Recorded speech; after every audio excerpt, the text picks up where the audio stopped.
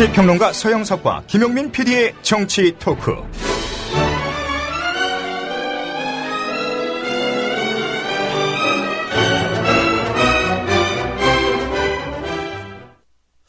애청자 여러분 안녕하십니까. 서영석, 김용민의 정치 토크로 오셨습니다.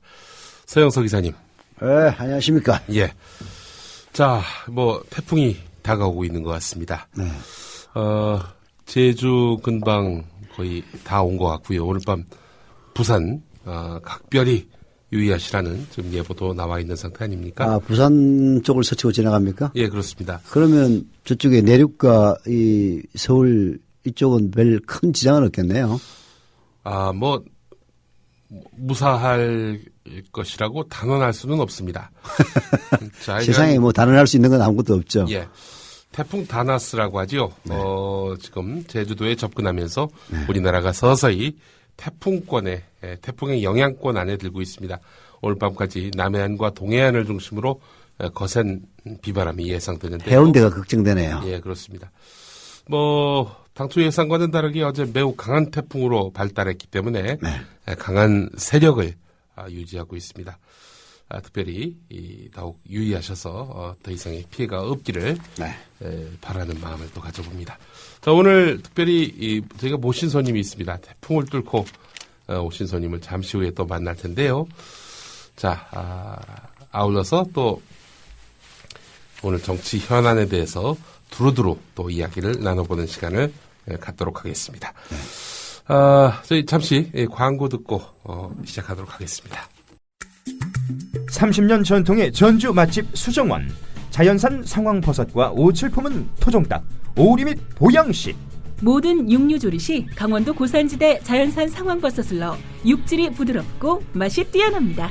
냉동이 아닌 생고기를 사용해 토종닭과 오리는 예약 주문을 하시면 됩니다. 전주에 오시면 잊지 마세요. 수정원, 예약 전화 063-221-4437. 국민TV 조합원께는 뛰어나고 깊은 맛의 특별 담금주를 제공해드립니다. 국민TV와 함께하는 30년 전통의 맛집 수정원. 주소는 전주시 완산구 중앙반길 34입니다. 누구라도 이런 느낌 아마 가져보았다면, 누구라도 이런 맛을 아마 느껴보았다면, 내가 왜 이런 말 하는지를 이해할 수도 있겠지. 많은 국민들의 걱정과 지적이 있었지만 수첩 인사, 나홀로 인사의 결과는 참담합니다. 국무총리 후보를 포함한 14명의 낙마로도 모자라서 윤창중 사건으로 또 김학의 전 법무차관의 성접대 의혹으로 인사 참사의 막장 드라마를 국민께 보여주었습니다. 그렇게 시작된 인사 문제는 지금 대통령 눈밖에 벗어난 감사원장, 검찰총장 밀어내기와 찍어내기로 또 공약을 지킬 수 없어 물러나겠다는 장관을 배신자로 낙인 찍는 사상 초유의 인사파동으로 이어지고 있지 않습니까?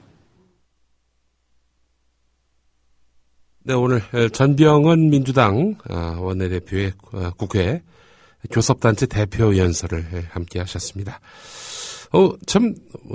뭐랄까요. 좀 이해가 안 가는 부분은 말이죠. 네. 오늘 그 교섭단체 대표 연설을 뉴스 Y가 생중계를 했는데. 뉴스 Y가? 예. 중요한 부분을 잘랐어요. 왜 또 잘랍니까? 박근혜 정부의 그동안의 불통, 반민주적 처사와 관련한 부분은 중계를 안 하고요. 중간부터 들어갔는데, 물론 이제 서두 부분에 늦게 이제 연결을 해가지고, 방송이 잘려서 들어갈 수도 있는 부분이 있는데요. 네. 근데 아예 이거는 거의 3분의 1인가가 날아간 상태에서 중계가 들어갔단 말이죠. 아마 사전에 이 전병헌 원내대표의 원고를 입수해서 각하에게 듣기 불편한 부분은 잘라서 좀 덜 불편한 부분부터 이제 중계를 시작한 것이 아닌가. 요즘 진짜 만약 그렇다면은 언론의 진짜 이 타락은 이제 그야말로 갈 때까지 다 간 것 같네요. 네, 그렇습니다. 그래서 저도 이 연합뉴스 TV가 중계한 내용들을 두루두루 좀 살펴봤는데 이런 의혹을 또 강력하게 제기하지 않을 수가 없습니다. 오늘 전병원 원내대표의 발언 내용을 보면서 뭐 야당이 적어도 말까지는 죽지 않았구나. 말하는 것마저 죽었다면은 참 이거 될 적이 없을 텐데 말이죠. 자, 오늘 하여튼 할 말은 하셨던 것 같습니다. 자, 오늘 저희가 2부 시간에 한겨레 김보협 기자를 초대해서 또 정치 현안에 대한 두루두루 이야기들을 또 나눠보려고 하는데요. 네. 자, 대화록 파장 어떻게 보십니까? 참. 이게 뭐 2007년 남북 정상회담 대화록 실종 논란. 지금 새누리당 혼자서 계속 이게 말하자면 부채질을 하고 있는 형국인데. 그러니까 뭐라 그럴까. 아예 뭐 국 끓여 먹고 나물 무쳐 먹고 마지막에 콩나물 대가리까지 탈탈탈 모아가지고 볶아 먹는 그런 느낌이 들어요. 그게 대화록 문제가 제일 먼저 나왔던 것은 결국은 대선 국면에서 우리의 소중한 국경선이라고 볼 수 있는 LLL을 노무현 대통령이 김정일과의 남북 정상회담에서 포기했다. 이제 이걸로 장사 한번 해보려고 시작된 것 아닙니까? 그래서 사실 또 재미도 봤죠. 재미도 봤습니다. 실제 12월 19일 대선을 앞두고 부산에 유세 갔던 김무성 당시 새누리당의 총괄선대본부장 국정원에서 유출된 것으로 짐작되는 그 남북 정상회담 대화록을 달달달 읽으면서 이른바 영남의 보수적인 표심을 자극하지 않았습니까? 예. 그렇게 해서 이것이 계속 문제가 되니까 결국은 남재준 원장 체제로 들어선 박근혜 정부의 국정원이 이제 비밀 등급을 낮춰가지고 제멋대로 공개를 하더니 공개를 한 결과 아무리 봐도 LLL을 포기했다는 그런 대목이 전혀 나오질 않아요. 예. 게다가 최근 들어서는 그 박근혜 정부의 지금 청와대 안보실장을 하고 있는 김장수 씨. 네. 그 양반이 참여정부 때 국방장관을 했고 14죠. 14 남북 정상회담 즉 노무현 대통령과 김정일 국방위원장의 정상회담 이후에 예. 후속으로 열린 남북 장관회담의 남측 대표 그때 당시 국방장관이었죠. 김장수 씨가 예. 장관으로 참석했던 그런 양반이 국회에 나와서 증언을 했습니다. 예.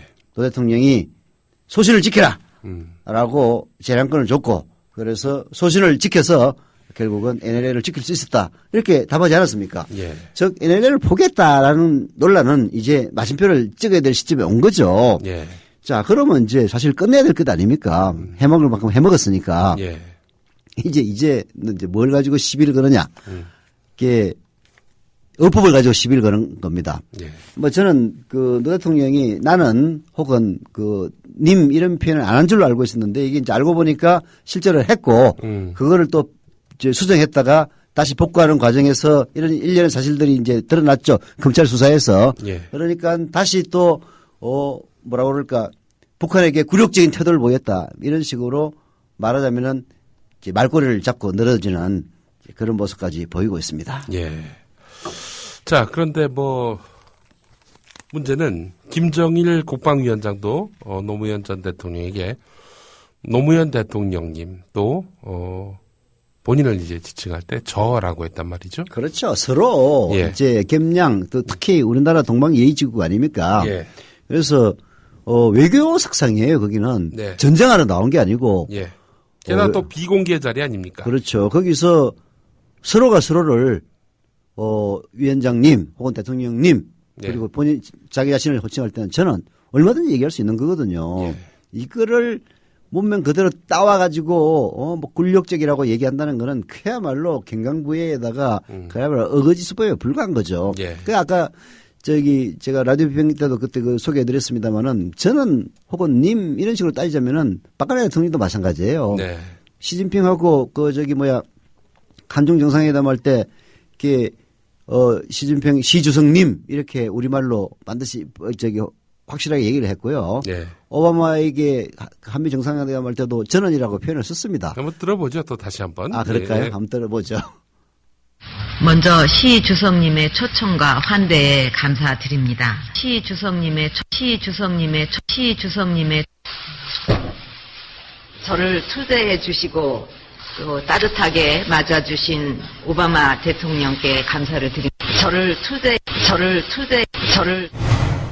일본 정부와 국민 여러분께 감사 말씀드립니다. 고이즈미 총리와 나는 이번 정상회담을 통해서 고이즈미 총리와 나는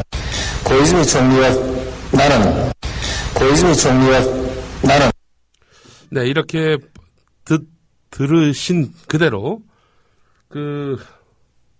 우리 박근혜 대통령 같은 경우 시진핑 중국 국가주석에게 시진핑 주석님, 주석님 이렇게 했고 오바마 대통령 앞에서는 뭐 알아들을 수 없는 오바마 아닙니까? 네. 그런데 저는 이렇게 했단 말이죠. 네. 미국에서는 뭐 저는이나 나는이나 다 아이로 아이죠, 시작하지 예. 않습니까? 나는이라고 해도 뭐 상관이 없을 텐데. 고이즈미한테 노 대통령이 나는 하는 것과 일본에는 약간 저는과 나는 약간 다릅니다. 예. 아타시아하고 복구와 이게 이제 약간 우리말의 이미 비슷한 차이가 있긴 한데요. 예. 중요한 거는 저는 뭐 전원이라고 했던 시주석님이라고 했던 그게 무슨 문제입니까? 외교인데. 예. 외교인데 그러면은 시주석 너 뭐 욕을 할 겁니까? 시주석아 그렇게 얘기할 거예요? 오바마한테 야 본자는 이렇게 얘기할 겁니까? 예. 저는 얘기할 수 있고 님이라고 얼마든지 붙일 수가 있는 거죠. 예. 아니 그래서 그런 걸 가지고 시비를 거는 새누리당이 문제인 거예요. 한국 사람 한국말을 쓰는 네. 한글을 쓰는 김정일 위원장이나 노 대통령이나 당연히 상대 앞에서는 경어를 쓰는 게 마땅한 거지요. 저는이라고 할 수밖에 없는 것인데. 그러니까. 아니 뭐 솔직히 얘기해가지고 뭐 전두환, 노태우, 김영삼, 이명박, 박근혜 가면은 다 나는이라고 할 거예요? 아니 그러니까 우리나라의 그 자칭 보수들의 시각에는 뭐 남북 정상회담을 하든 뭘 하든 간에 네. 가가지고 김정일 야 이 새끼야 이렇게 얘기해야 되는가 얼굴에 봐요. 일단 침을 뱉고 아니 하고. 밟아줘. 뭐 그 나중에 박근혜하고 김정은하고 회담하면 어떻게 하는지 한번 보지. 글쎄 말이에요, 진짜. 아니 그 회담을 기다릴 것도 없이 네. 2002년인가요? 2000년이었죠? 예, 김정일 만나러 갔을 때 그때 뭐라고 했는지 그저 북한이 한번 좀 깠으면 좋겠어요.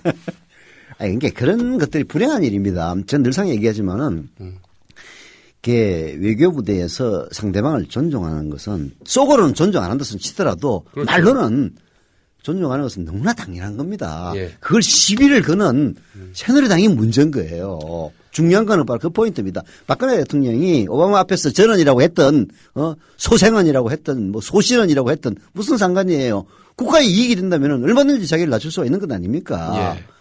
왜 그걸 갖다가 시비를 걸고 박근혜는 전원해도 되고 노무현은 전원해도 안 된다는 그런 식의 논리. 네. 이게 그야말로 가증스러운 논리인 거죠. 아니 그런 논리를 갖고 있는 정당이 대한민국의 집권당이고 예.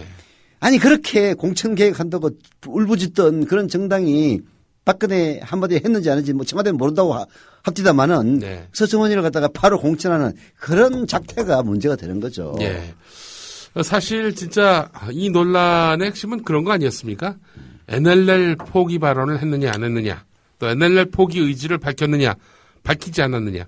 근데 이와 관련한 논란은 이미 다 끝이 났습니다. 지난 10월 4일에 국회 운영위원회에 출석한 김장수 청와대 안보실장이 NLL 문제와 관련해서 소신껏 하고 오라 이렇게 노무현 대통령이 말을 했고 그 결과 소신껏 NLL을 지킬 수 있었다 이렇게 말했습니다. 그걸로 이제 그 부분은 끝났다고 봐야죠. 아니 그리고 또 솔직히 얘기해서 문재인 의원이 내가 책임지겠다라고 밝힌 부분은 대화록이 있느냐 없느냐 그 부분이 아니라 NLL 대화 포기, 예. NLL 포기 발언을 했다면 내가 책임지겠다 정치 그만두겠다라고 했습니다. 아니 근데 그런 말을 한 게 아니라 지금 대화록이 없어진 것을 갖고 대화록이 없으면 내가 정치 생명 스스로 끝내겠다.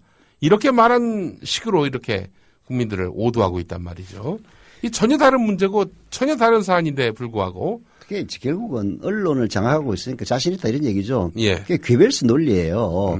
그게 내가 거짓말을 하든 상대방을 몰아붙여서 어거지로 쓰든 언론들이 떠들어주면은 없던 일도 사실이 된다. 그렇게 있는 거죠. 예. 이게 참 정말로 이 놀랍고도 이 전율스러운 현실입니다. 예. 지금 새누리당이 저런 식으로 온갖 억지를 부릴 수 있는 이유가 어디에 있습니까? 그게 비판하는 언론이라고 해봤자 아주 맹렬하게 비판하는 언론은 경향신문하고 한겨레신문 정도 아닙니까? 예. 나머지는 뭐 방관하든가 네. 조정동은 아예 그냥 실드 쳐주기 바쁘고 예. 그 종편은 뭐 더 말할 나이도 없고 그나마 손석희 사장의 JTBC가 그 대회에서 이탈했다는 것 자체가 참 정말로 다행스럽다고 생각하게 되는 한심한 게 현실 아닙니까? 예. 그리고 뭐 지상파는 말할 나이도 없고요. 이런 상황이 이 새누리당을 그야말로 오만방자하게 만드는 이유인데요. 예. 언론을 그렇게 장악했던 그 박정희도 결국은 총 맞아 죽었습니다. 네. 좋아할 거 하나도 없어요. 이렇게 자기들이 아니라고 계속 우기면 그게 사실이 되고 진실이 되는 그런 형국입니다. 뭐 그러면서 언론들은 또 그래요. 문재인 궁지에 몰렸다, 코너에 몰렸다. 이게 사건의 기본도 모르면서 뭘 궁지에 몰리고 뭘 코너에 몰려요.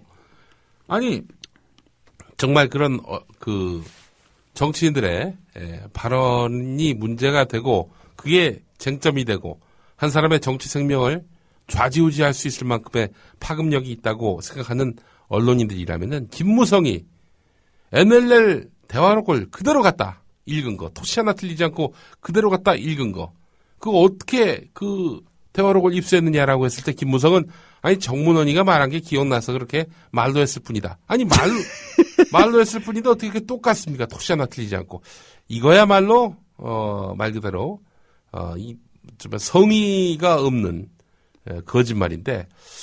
아, 궁지에 몰린다면야 여기자 성추행 의혹이 있는 김무성에 몰려야지. 거기에 대해서는 입도 뻥끗 못하는. 내가 그래서 진짜 그야말로 요즘은 이 기자의 시대가 아니라 기사의 시대입니다. 기사의 시대. 네. 그럼 또 기사를 또 비하하는 얘기해야 되나? 하여튼 참 정말 기계에 있는 언론인이 사라진 그런 시대가 아니냐 하는 생각이 들고요. 좀 안타깝습니다. 근데 문재인 의원의 처신에 전혀 문제가 없다고 볼 수는 없습니다. 네. 그게 문재인이 뭐 궁지에 몰렸다라는 식으로 보도를 하는 것은 뭐 그 자기들이 희망사항을 보도하는 것이 불가하고 예. 궁지에 몰렸다 뭐 개뿔 무슨 궁지는 궁지입니까? 궁지에 몰리진 않았는데 그런 식으로 쓸 수 있는 이제 여지를 문재인 의원이 제공한 건 사실이죠. 네. 뭐냐면은 그게 결국은 뭐 지금까지 1년의 사실들을 보면은 한 80% 정도는 이게 대화록이 국가기록원에 안 간 게 어느 정도 사실로 드러나고 있는 그런 양상 아닙니까? 예. 갔는데 누가 몰래 삭제했다기보다는 아예 안 갔을 가능성이 높아요. 그게 이제 논리적으로 앞뒤를 따져보니까 그렇더라고요. 네. 그게 노 대통령 같은 정합성이 분명한 분이 그거를 다음 정권에게 참고하라고 1급 비밀로 지정을 해서 국정원에 대화록을 뒀다면은 예. 그거를 국가기록물로 지정할 수가 없어요. 예. 자, 이런 상황에서 이것이 바뀌지는 과정을 문재인 의원이 몰랐다라는 것은 이해가 갑니다. 그러나 이게 사건화되었을 때 그때 당시 사건을 제일 잘 알 수 있는 사람을 만나서 이게 도대체 어떻게 된 거냐 정확하게 파악을 해야 됐는데 그걸 못했다는 거, 그 부분은 좀 실책인 것 같고 그런 것들이 결국은 빌미를 제공하지 않았느냐 네. 그렇게 분석이 되는 거죠. 자, 이 국면에서 어떻게 문재인 의원이 대응을 하는 것이 맞다고 보십니까? 뭐 잘못한 게 있으면 솔직하게 잘못을 인정을 하는 게 제일 좋은 방법이죠. 이게 뭐 죽을 죄를 진 것도 아니지 않습니까? 네. 아까 우리 김용민 PD가 지적했다시피 네. 내가 정치 그만두겠다 하는 것은 노무현 대통령이 남북 정상회담에서 NLL을 포기했다라는 발언이 있다면 나 정치 그만두겠다 그 얘기한 거 아닙니까? 네. 그거 아니잖아요. 네. 다만 이제 그게 국가기록물로 갔는지 안 갔는지 몰랐던 거는 그건 뭐 단순 실수란 말이에요. 네. 걔 이제 당신이 대통령 후보였고 네. 앞으로도 그런 기대를 받는 사람으로서 어떻게 그걸 모를 수도 있느냐 뭐 이런 식의 딴지 이 정도는 감수할 수 있겠지만은 그걸로 인해서 무슨 뭐 정치를 그만두라 이런 얘기는 그냥 콧잔등으로 넘기면 그만이죠. 근데 이게 자꾸 문제가 되는 것은 역시 이것을 부추기는 언론들 그리고 결국은 보수 세력이 장기 집권을 하기 위해서는 다른 무엇보다도 이 땅에 친노라고 표현되는 노무현 대통령과 가까이 있었던 몇몇 사람들을 친노라 하는 게 아니고 네. 제가 얘기하는 친노라는 것은 이른바 노무현을 상징으로 하는 진보 개혁 세력들을 얘기합니다. 이게 완전히 진보도 아니고 완전히 보수도 아닌 좀 건강한 상식인에 가까운 저는 세력이라고 보는데요.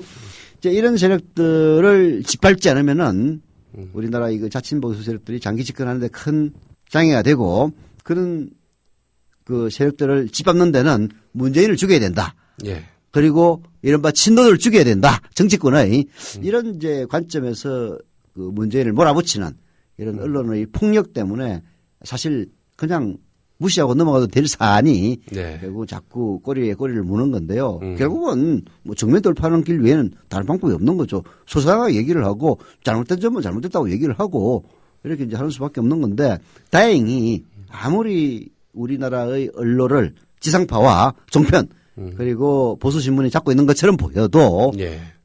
인터넷이라든지 뭐 국민TV도 역시 그 중에 하나 아닙니까? 네. 뭐 이런 살아있는 언론들이 있기 때문에 뭐 진실은 전달될 것이다. 저는 그렇게 보죠. 예. 자, 그렇기 때문에 국민TV 조합원으로 여러분들 많이 가입을 해 주시고요. 이런 언론을 하나 키워놓지 못하면은 다음 총선 또 다다음 총선 또 다음 대선 다다음 대선 기약을 못합니다. 이제 완벽하게 그 얘기가 나왔으니까 길들여졌어요. 네, 지금 나왔으니까 하는 얘기인데 예.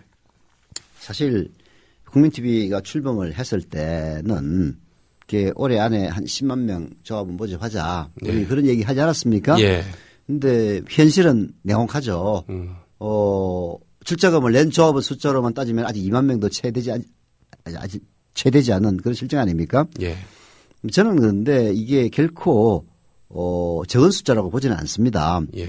돈도 근 30억 가까이 모였고 또 저희들이 비록 그 라디오에서 시작을 했습니다마는 나름대로 성과도 거두고 있다 이렇게 생각하고 있어요. 그래서 차분히 나아간다면은 뭐 10만 명 조합원도 그리 먼 미래의 일은 아니다. 뭐 이렇게 봅니다. 예. 근데 이제 한 가지는 청취자 여러분들이 뭔가 이런 새로운 언론을 키워야 된다라는 생각을 저희들이 제대로 환기시키지 못했던 그런 점은 저희들의 영양 부족이 아니냐 하는 생각은 들어요. 예.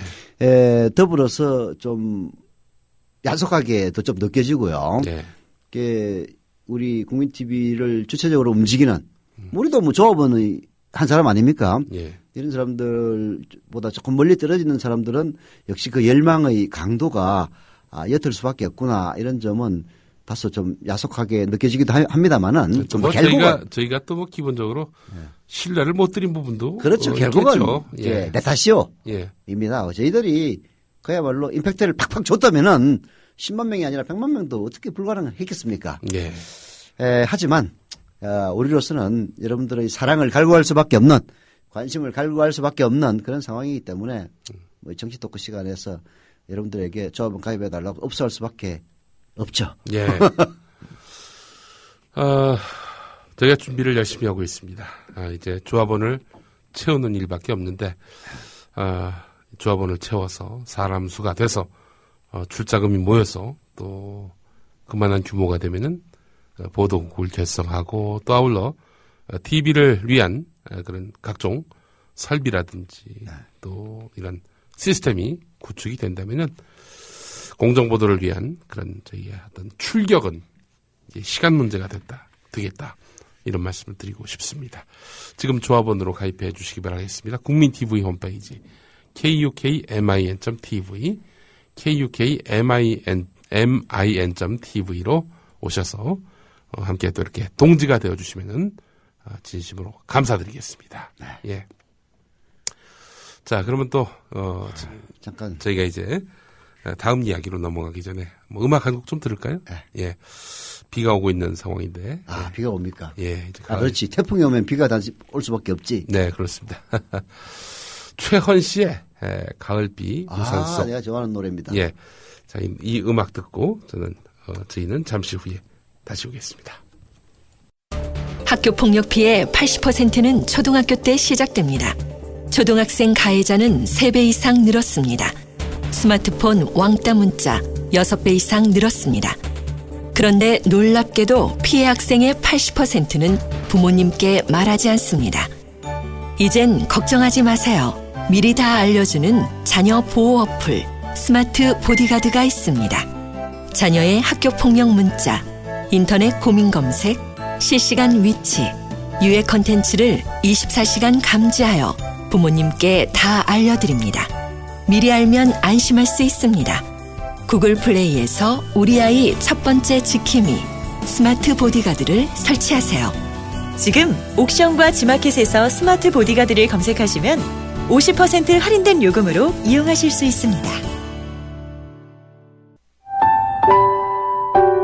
권력에 종속되거나 사장을 권력이 내려보내는 언론은 절대로 민주화될 수 없고 중요한 게 광고 아닙니까? 경영 때문에. 네. 대자본의 눈치를 보면은 결국 우리가 여러 가지 사례에서 보듯이 독립이 어려운데 네. 이 국민 TV가 미디어 협동조합을 만들어서 네. 정말 십시일반으로 네. 권력이나 대자본에 의존하지 않으면 앞으로 대한 언론이 아니라 어느 날에는 주류 언론으로 발전하지 않을까를 기대합니다. 동아일보 해직 언론인의 모임인 동아자유언론 투쟁위원회 김종철 위원장의 말입니다. 미디어 협동조합은 동아투이 선배들의 못다 이룬 꿈을 실현하겠습니다. 조합원이 돼서 힘을 실어주십시오. 포털 사이트에서 미디어 협동조합 국민TV를 입력하시고 홈페이지에 들어오셔서 조합원으로 가입해 주시면 됩니다.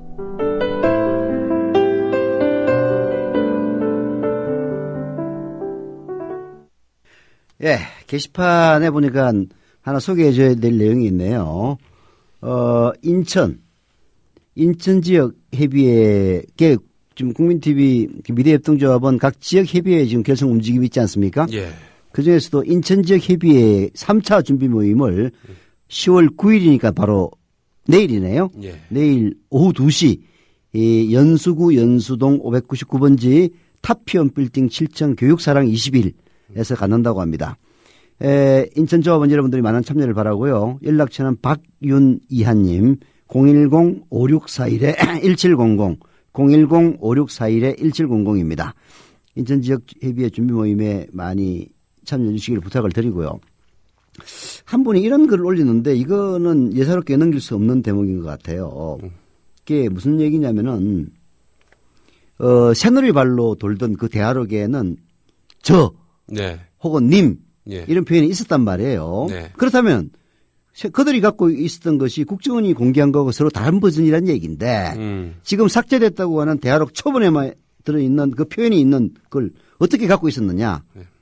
이런 그 의문이 있는데 그건 맞는 것 같아요. 네. 결국은 초본에는 그 실제 녹취를 했기 때문에 저, 님 이런 표현이 있었는데 이걸 좀 이제 순화시켜서 저를 나로 바꾸고 님을 빼고 해가지고 그 완성본을 만들었던 거 아닙니까? 네. 그리고 그 초본을 삭제를 했단 말이에요. 네. 그런데 새누리당에서 돌던 그 버전 정문원이가 봤다는 그 버전에는 저 혹은 님 이런 표현이 있었단 말이에요. 네. 그래서 뭐 굴종이다 했고 실제로 국정원이 발표한 완성본 버전을 보니까 없어가지고 무슨 마사지했다 우리가 그런 얘기도 하지 않았습니까? 예. 근데 진상을 알고 보니까 이렇게 돼 있었단 말이에요. 그러면은 새누리당의 정문원이가 받아봤던 그 초본에는 어떻게 저나 님이란 표현이 들어갔을까? 예. 그거 좀 미스터리하지 않습니까? 예. 그 가능성은 이게 결국은 국정원에는 음원 파일을 까봤다고 생각할 수밖에 없는 거죠. 네. 뭐 이미 이명박 씨도 자기가 봤다 이렇게 네. 얘기하고 있지 않습니까? 네. 자기도 봤다고 이미 퇴임 전에 조선일보하고 인터뷰에서 밝힌 바 있었고요. 네. 근데 뭔가 여기 좀 공작의 짙은 냄새가 있는 것만은 확실하게 사실인 것 같습니다. 예, 그렇습니다. 네. 우리 또 한 조합원께서는 네. 이 NLL이나 최동욱 사건 등 일반 사람들은 별 문제가 없다고 생각하는데 네. 종편에서 마치 큰 이슈나 되는 양 네. 북치고 장구치고 결론을 내리고 하는 듯하더군요라고 얘기했습니다. 맞습니다. 그리고 오늘 하루 종일 그 음원 파일을 까느냐 마나가지고 하루 종일 방송했답니다. 보이스가 있느냐 없느냐 왜 그걸 야당은 못 가게 하느냐 네. 이런 식이에요. 보면은 이게 여러 군데에서 동시에 같은 목소리를 내면은 이게 사실이고 진실이고 정의인 줄 알게 된다니까요. 그러니까 이명박은 진짜 박근혜 대통령 각하에게는 정말 은인이에요. 아니 제가 지난 주말에 금요일 토요일에서 전라북도 진안 또 광주광역시를 다녀오면서 가는 길에 이제 전라북도 임실에 저 처갓집이 있어서 네. 잠깐 들러서 인사드렸습니다. 장인어른께. 아, 또 처가가 임실입니까? 네. 아, 또 이제 그러겠다. 네. 예. 근데 이제 얼마 전에 그런 보도가 있었잖아요. 호남을 다니는 철도. 네. 그 차량은 완전히 뭐 노후객차. 노후객차. 네. 모르더라고요. 우리 장인어른께서. 아, 몰라요? 예. 그러니까 이게 정확하게 얘기하면은 KTX를 제외한 뭐 새마을호라든지 무궁화호라든지 네. 이런 것들의 객차 중에서 15년 이상 된 네. 폐차에 가까운 그런 것들의 70~80%가 호남 쪽의 노선에 집중 배정돼 있다. 네. 이게 이제 야마입니다. 아, 야마는 그러니까 일본 말이지. 우리 저 장인어른 말씀은 TV에 나오는 거 말고는 이게 뭐 다른 뉴스를 접할 통로가 없다고 하시는데 TV 뉴스에서 이런 것들을 얘기를 안 해준다.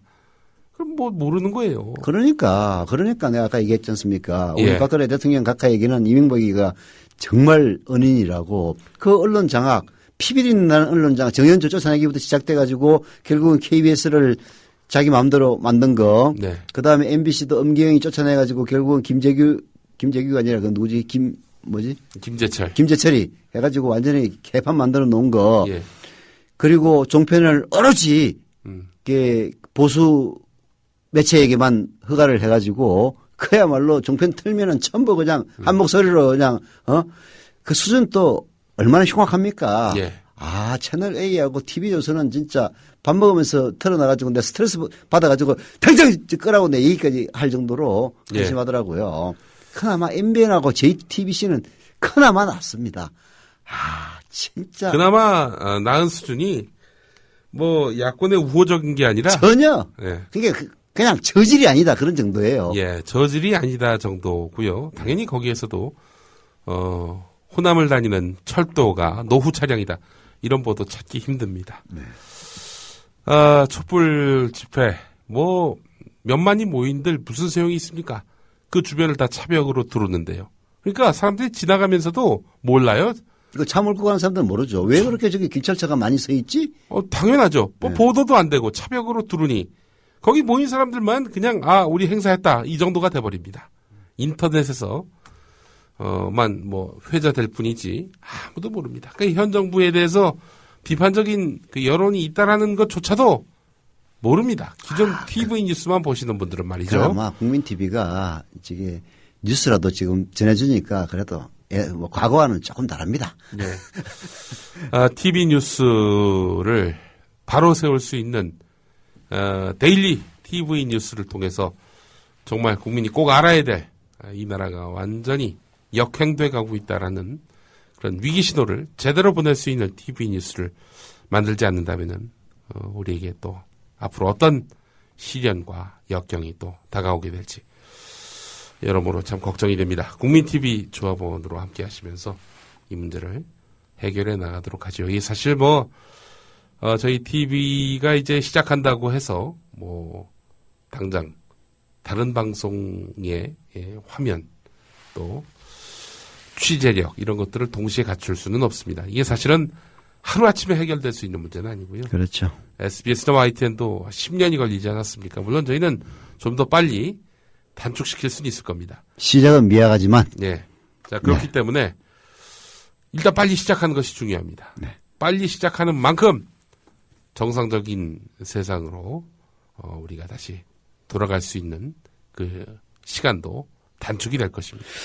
하여튼 이제 저희들이 계획은 일단 뉴스를 1시간 이상 제작하고 관련된 프로그램까지 합쳐서 시작하는 걸로 계획은 세우고 있고, 근데 그 길이 그렇게 쉬운 길만은 아닙니다. 예. 뉴스를 단순히 이 카메라만 있다고 만들 수 있는 건 아니에요. 예. 취재기자도 있어야 되고 출입처 내보내기도 해야 되고 예.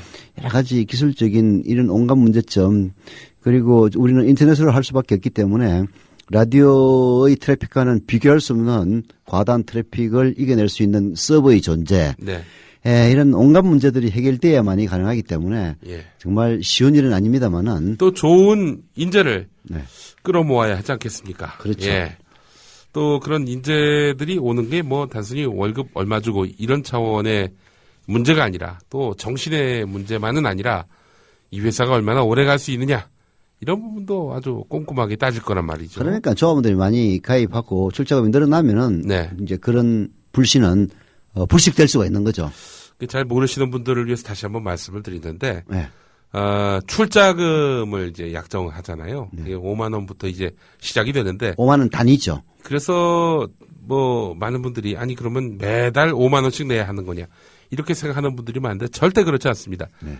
5만 원을 내든 10만 원을 내든 20만 원을 내든 100만 원을 내든 출자금 액수와 상관없이 매달 받는 조합비는 10,000원 선에서 이렇게 아직 우리가 확정은 안 했는데요. 예, 정해질 것입니다. 네. 예, 10,000원 선에서. 그러니까 한 번 출자금 5만 원 이상 5만 원 단위로 이제 내시고 그 다음부터는 이제 달마다 10,000원씩 뭐 신문 구독료도 뭐 거의 한 2만 원 돈 되지 않습니까? 네. 공정 TV 뉴스를 만드는 일. 하나의 어떤 운동이자 결국 혁명이 될 이 TV 뉴스 만드는데 한 달에 10,000원 이렇게 조합비로 내는 것 뭐 사실 정말 나라의 미래를 위해서 또 자라나는 우리 아이들을 위해서는 아끼지 않아도 될 만한 액수가 아니겠는가 생각이 드는데요. 자, 네, 더 정확하게 말씀을 드리면은 출자금이라는 것은 돌려받을 수 있는 돈입니다. 즉 투자금이 있죠. 예. 그래서 출자금은 5만 원 단위로 계산이 됩니다. 5만 원 곱하기 1 하면 5만 원만 출자하면 되는 거고 나는 2구자 하겠다. 10만 원, 네. 예. 100구자 하겠다. 그러면은 500만 원이 되는 겁니다. 예. 이것은 뭐 궁극적으로 이 미래협동조합이 망하지 않는 이상은 언제든지 돌려받을 수 있는 그럴 돈이고요. 뭐 언제든지라는 표현도 좀 더 정확하게 말씀드리면 1년마다 예, 매년 저희가 회계년도가 있습니다. 네, 결산 후에 네. 이렇게 또 돌려받겠다 하시는 분들이 있으면 이제 돌려드리는데요. 그렇죠. 만 원은 이렇게 말하자면 구독료 성격이라고 할 수도 있고 시청료 성격이라고 할 수 있는데 이게 조합비로 이제 징수하는 겁니다. 근데 이 돈은 지금은 받지 않습니다. 저희들이 TV 개국을 하면은 그때부터 받겠다 하는 거니까 지금 당장은 출자금만 내면 되는 거죠. 예. 너무 쉽죠? 예. 네. 그렇습니다. 지금 가입해 주시고요. 특히, 저희 그 조합원이 되겠다고 약정을 해 놓으시고, 이 출자를 아직 미루시는 분들도 좀 빨리 까먹은 분들도 계시는 것 같아요. 바라겠습니다. 뭐, 최근에 하신 분들이야 뭐 좀 월급날 왔을 때 이제, 그때 실천하겠다 하시는 분들도 있는데, 뭐 3월, 4월에 이렇게 약정해 주시고 아직까지도 소식이 없으신 분들은 이게 좀 신경을 좀 써주시고요. 아니 근데 최근 들어서 그 3월, 4월에 이제 그때는 저희들이 그 미래협동조합이 협동조합으로 설립 인가가 안 났기 때문에 예. 그때 돈 내겠다는데도 불구하고 저희들이 돈을 안 받았습니다. 그래서 그 서울시청으로부터 협동조합 인가가 나서 실제로 돈을 받을 수 있는 환경이 되면서부터 출자금을 받지 않았습니까? 예. 그래서 그때까지 가입했던 분들이 한 3,4천 명 되는데 그분들이 이제 뭐 많이 내기도 했는데 또 그 뒤로 가입한 사람들이 안 내기도 해가지고 한 3,4천 명의 그 출자금을 내지 않은 조합 약정자들만 존재하는데요. 예. 최근 들어서는 그때 가입했던 분들 중에서 돈 출자금을 내는 분들이 늘어나고 있습니다. 예. 늘어났을 정도로 끝나서는 안 되죠. 모두가 다 예. 출자금을 내고 지금 당장 조합비를 낼 필요는 없으니까 네. 출자금만이라도 내는 그런 걸 저희들은 바라죠. 네. 자, 그래요. 그러니까 아까 이명박 얘기가 나와서 얘기인데 예. 최근 들어서 최근에 그때 10월 2일인가요? 예. 정확한 날짜는 기억이 잘 안 나는데 그 이명박 씨가 북한강 변을 자전거로 달리면서 예. 한마디 한 적이 있었습니다. 예. 헬멧도 쓰고 그래 욕 엄청나게 먹었어요. 예. 아니 다른 사람도 아니고 말이야 4대강 사업해서 올해만 하더라도 여름에 녹조로 그 많은 사람들이 고생을 하고 이런 상황에서 대통령이라는 사람이 전직 대통령이라는 사람이 반성을 해도 모자랄 판에 나와서 뭐라고 얘기했느냐면은 탁 트인 한강을 끼고 달리니 정말 시원하고 좋습니다. 여러분도 한번 나와보세요. 이딴 소리를 했단 말이에요. 그래서 예. 굉장히 욕을 많이 먹었는데 저는 이제 참 진짜 뻔뻔스러운 인간이구나. 네. 이렇게만 생각하고 넘어갔거든요. 예. 근데 나중에 알고 보니까 이 두 가지 중대한 문제점이 있었습니다. 예. 첫 번째 이명박 씨가 탔던 그 자전거. 그 자전거가 그냥 페달 자전거가 아니고요. 예. 바퀴 측에다가 모터를 달아 개조한 440만짜리 전기자전거랍니다. 예. 그런데 전기자전거 타는 것도 상관없어요. 네. 그러나 현행 도로교통법상 원동기 장치, 즉, 모터를 단 걸 원동기라고 하거든요. 네. 원동기 장치 자전거는 외부에서 동력을 지원받기 때문에 자전거 전용도로에 진입할 수가 없답니다. 예. 자전거 이용 활성화에 관한 법률에 따르면요. 자전거는 사람의 힘으로 페달을 사용해 움직이는 차. 이렇게 정의되어 있습니다. 네. 그날 이명박 씨가 타고 나온 그 자전거는 엄밀하게 얘기하면 자전거가 아니라 오토바이입니다. 네. 즉 법을 위반한 거죠. 아이고 뭐 그 정도는 뭐 이명박 씨가 했던 짓을 생각하면은 뭐 그건 아무것도 아닌 것 같습니다. 아무것도 아니긴 한데 지적은 해야 될 것 같고요. 예. 두 번째는 사진을 자세히 보면은 예. 제기를 달린 게 역주행하고 있습니다. 역주행까지. 예. 자, 민주주의 역주행하더니 말이죠. 예. 알겠습니다. 자, 제가 예고해 드린 대로 잠시 후에 김보엽 기자 초대해서 정치 현안 본격적으로 한번 짚어보도록 하겠습니다. 사흘만 하늘 아래에 다녀올 수 있다면 첫째 날은 세종대왕님께 감사의 큰절을 올리겠다. 둘째 날엔 김구 선생님께 뜨거운 술을 한잔 올리고 싶다. 그리고 셋째 날엔 청산하지 못한 우리의 아픈 역사, 친일파들을 꼭 추단하고 오리라. 나는컨대 우리 라이프 상주는 민족 정기를 잃지 상주가 되겠습니다. 여러분이 가입하신 해비시 프로를 국민TV에 후원하겠습니다. 가입하실 때 국민TV에 후원해달라고 말씀해주세요. 1600-3267 앞뒤가 다른 1600-3267 우리 라이프 상조 홍대리였습니다. 미디어 협동조합 국민TV는 공정한 소식을 전합니다. 권력이 왜곡한 거짓말이 아니라 언제나 살아있고 싱싱하고 진실된 정보만을 전합니다. 미디어 협동조합 국민TV는 창의적이고 영혼의 울림이 있는 콘텐츠를 제공합니다. 품격 있는 콘텐츠를 새롭게 발굴하고 여러분들에게 전달하겠습니다. 지상파 방송이나 종합편성 채널, 그리고 신문에서는 사라지고 있는 권력과 자본에 관한 진실들. 이제 국민TV가 그 진실들을 세상에 알릴 겁니다. 조합원으로 함께해 주십시오.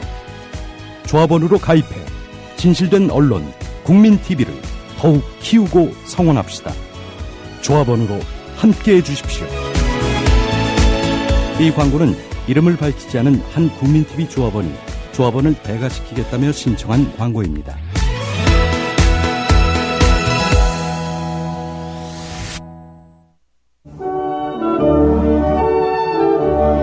지금 여러분께서는 서영석, 김용민의 정치 토크와 함께하고 계십니다.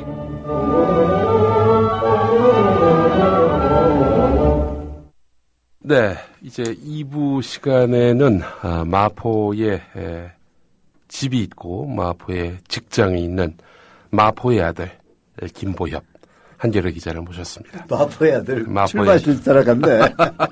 마포 하니까 지금 생각나는 국회의원이 정청래. 예. 또 있잖아 그 저기 MBC 기자 출신 노웅래. 예, 다 레자로 끝납니다. 아 그렇네. 예. 노웅래 의원은 한겨레 신문사가 있는 공덕동. 마포 갑. 네, 그쪽이 지역구고. 예. 정청래 의원은 네. 제가 살았던 지역의 지역구 의원이죠. 아니 그 성미산 마을 사셨잖아. 그러니까 업데이트가 안 돼 있는 아, 거예요. 제가 어디 2006년에 종로로 이사 갔잖아요. 종로의 아들이 된 거예요? 아니 마포의 아들 하니까 노웅래하고 정청래 의원이 지금 바짝 긴장할 것 같아. 정청래 의원이 되기 전부터 예. 약간의 친분이 있었었죠. 그리고 의원이 되신 뒤인가요? 그 집에 가서 이제 늦게까지 술도 한번 먹은 적이 있고 네. 바로 이웃이었어요. 이웃. 아니 근데 또 마포의 아들 하면 또 강용석 전 의원도 있지 않습니까? 요새 맹활약하시는. 예. 강용석 전 의원도 다음에 출마하려나요? 할 것 같은데요. 근데 저렇게 방송에 많이 나와도 돼요? 아니 그러니까 정치를 하기 위해서 지금 방송하는 거 아닌가요? 그런 것 같은데 그렇다면은 탈색하고 지금 이렇게 방송에서 띄워주는 거는 그 뭐예요? 장학생 키우는 거예요? 그거는 이제 민주당이 대응을 잘 못한 거죠. 미국 제가 요새 주로 한겨레 신문 국제면을 편집하는데 재밌었던 게 힐러리 클린턴이 유력한 대선 주자잖아요. 민주당 쪽에. CNN은 힐러리 다큐멘터리를 만들려고 했고 그리고 MBC에서는 미니 시리즈를 만들려고 했어요. 그랬더니 공화당 쪽에서 당신들이 그런 식으로 특정 주자, 잠재적이긴 하지만 주자 띄우기를 하려고 한다면 우리는 대선 주자 토론회에 두 방송사를 제외시키겠다. 이렇게 굉장히 압력을 넣습니다. 그래가지고 결국 두 방송사가 최근에 포기를 했죠. 그러면은 여기는 저기 민주당이 아니라 정청래 노웅래 의원이 대응을 못하고 있는 거죠. 근데 이제 내가 나가겠다라고 강용석 전 의원이 얘기한 것도 아니고. 아니, 안 나가겠다고. 힐러리도 뭐 나간다고 얘기했어요. 마찬가지지.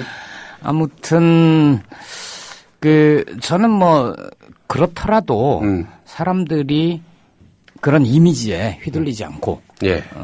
예전에 그가 했던 행적들을 낱낱이 기억을 하고 그 사람의 발언 그런 것들을 기억을 해서 현명한 판단을 하실 거로 믿습니다. 아니 우리 전 민주당 노원갑 지역위원장으로서 나는 더 이상 정치를 안 하겠다. 돌아갈 다리를 다 불태워버리고 이렇게 시장에 나왔는데 아무도 나를 부르질 않습니다. 왜 그럴까? 글쎄 말이야. 강용석보다 못한 존재가 되어버렸어. 그때도 제가 말렸어요. 지금 아니다. 말렸었는데. 지금은 아니다. 기다려달라 했는데. 아니 우리 김보엽 선배가 뭘 좀 잘못 알고 계시는데 나는 언제 때가 돼서 정치에 나갈 마음을 가진 사람이 아닙니다. 뭐 하여튼 그렇습니다. 뭐 하여튼 우리 오늘 잡담이 길었습니다. 오늘 우리 김보엽 한겨레 기자 모셨습니다. 아니 한겨레 21일 정치팀장도 하시고 지난 대선 과정에서는 쭉 정치 현장에서 이렇게 후배들을 지휘하며 반장 역할을 하셨는데 아니 지금은 뭐 하시는 거예요 지금? 지금은 한겨레 신문 편집을 주로 합니다. 그래서 이제 기자이기도 하지만 첫 번째 독자로서 독자들이 그 많은 양을 다 읽으실 수 없잖아요. 그래서 주로 헤드라인, 카피를 뽑고 또 읽기 편하게 지면 레이아웃을 결정을 하고 사진 배치를 하고 이런 일을 하고 있습니다. 그러면 우리 김보엽 기자의 손때가 묻은 면은 어떤 면입니까? 오늘은 종합면 6면. 6면? 경찰 한전도 벅찬데 언론과도 싸워야 하나. 그렇죠. 이 타이틀을 뽑으셨군요. 밀양 송전탑 현장입니다. 청취자들의 편의를 위해서 잠깐 설명을 드리면은 편집국에는 취재 기자가 있습니다. 현장에 나가서 취재를 하고 기사를 쓰는 사람이 취재 기자고요. 뭐 정치부, 사회부, 경제부, 기타 등등의 이제 취재 기자가 있는가 하면은 그 취재되어 온 것을 지면에 배치를 하고 크기를 결정하고 그리고 그 제목을 뽑고 사진을 배치하고 사진을 선택하고 하는 그 기자를 편집 기자라고 합니다. 편집 기자. 그래서 이 편집이 굉장히 중요해요. 왜냐하면 신문이라는 건 보는 것 아닙니까? 그렇죠. 근데 지면을 딱 보면은 제목이 큼직하게 뽑혀 나왔는데 이게 사람 눈에 쏙 들어오면은 이 기사 한번 읽어보자. 이런 생각이 든단 말이에요. 그래서 편집 기자의 능력이 아주 중요해집니다. 그러니까 이제 뭐 고참이 되셨으니까 이제는 후배들이 만들어 온 기사를 이렇게 보기 좋게 배치하는 그런 역할을 하시는 거구나. 이게 편집 기자를 하면은 이렇게 기사를 요약해서 한마디로 표현할 수 있는 능력을 기르게 돼요. 그래서 가장 짧은 기사를 쓰는 거죠. 그렇죠. 그래서 취재 기자는 나중에 논설인이 되고 편집국장이 되려면 반드시 편집 기자를 거치는 게 좋습니다. 우리 김보엽 선배가 이제는 원로가 돼 가시는구나. 머리만 원로고 실제 하얗게 세셨어. 신문사에서는 중견 기자 정도 되는 거죠. 제 위로도 아직 많이 계시고요. 그리고 이제 제가 올해 들어서 새로 3월부터 시작한 거는 한겨레 TV에서 표창원 박사, 이철희 소장 요 세 분과 같이 시사게이트라는 팟캐스트가 아니죠. 인터넷 방송을 팟캐스트로도 올라오는. 팟캐스트로도 들으실 수 있는 그거를 하나 공동 진행을 하고 너무 참 재밌게 잘 보고 있습니다만은. 과거에 우리 김용민 PD와 그리고 지금은 야인이 된 김어준 총수가 출연했던 뉴욕타임스, 뉴욕타임즈죠, 그죠? 여기에 우리 김보엽 기자가 이제 나와서 같이 진행을 했는데 예. 그 후속 프로그램으로 나온 게 이제 시사게이트다 그렇죠. 이런 얘기죠. 그 김어준이 돌아오질 않으니 한 번 나왔었어요. 저희 시사게이트에 네, 10회 때 특별 방송 비슷하게 공개 방송을 했거든요. 그건 최근의 일이고 귀국한 이후의 일이고 원래는 이제 외국에 있을 때 시사게이트가 나왔죠 아마. 그랬었죠. 그래요. 언제 돌아올지 뭐 기약이 없으니까 한겨레가 또 마냥 기다릴 수는 없는 것이고 그래서 김어준 없는 김어준의 뉴욕타임스를 계속 갈 수는 없다라고 판단을 해서 몇 달 갔었죠. 우리 몇 달 시사게이트를 또 새롭게 선보이게 됐는데 김어준 총수가 와서 아주 명언을 남기고 갔어요. 빨리 망하라고. 빨리 망하라고? 아무래도 20회를 못 갈 것 같아서 내가 10회 공개 방송에 나왔다. 이 방송 졸라 재미없어. 이러고 갔다. 예. 빨리 복귀시켜야 되겠네. 예. 그렇습니다. 자, 우리 김보엽 선배 모시고 저한테는 이제 선배가 되시는데, 이제, 뭐래도 또 전국 현안에 대해서 지금은 뭐 편집 일선에 계시지만은 계속 좀 모니터하고 계시지 않습니까? 예, 아무래도 관심이 있으니까요.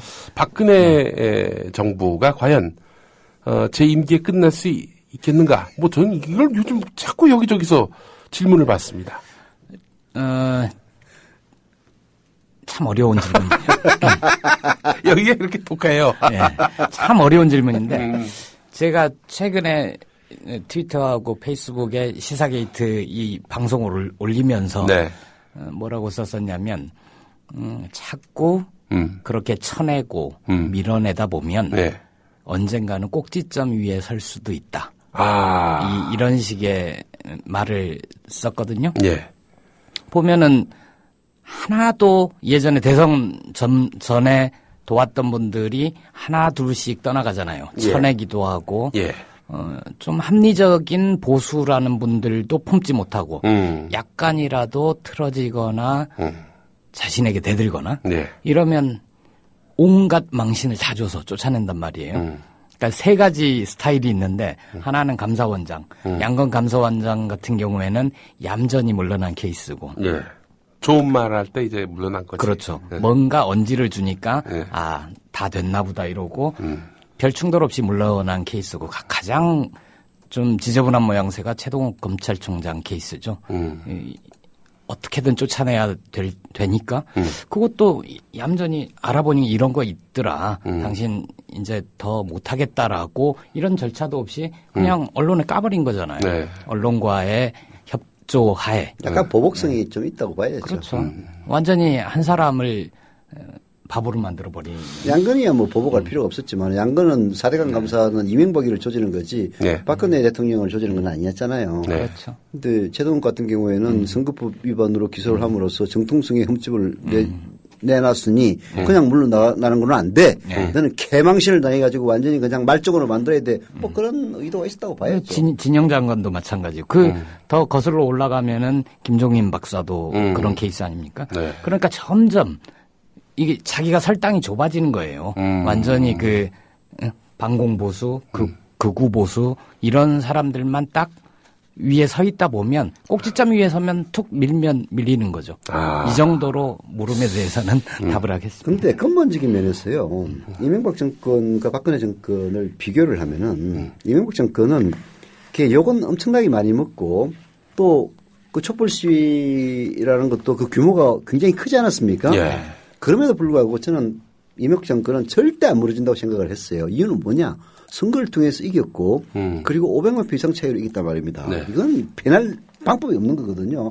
그리고 이명박 대통령이 선거를 했을 때는 노무현 정권 때입니다.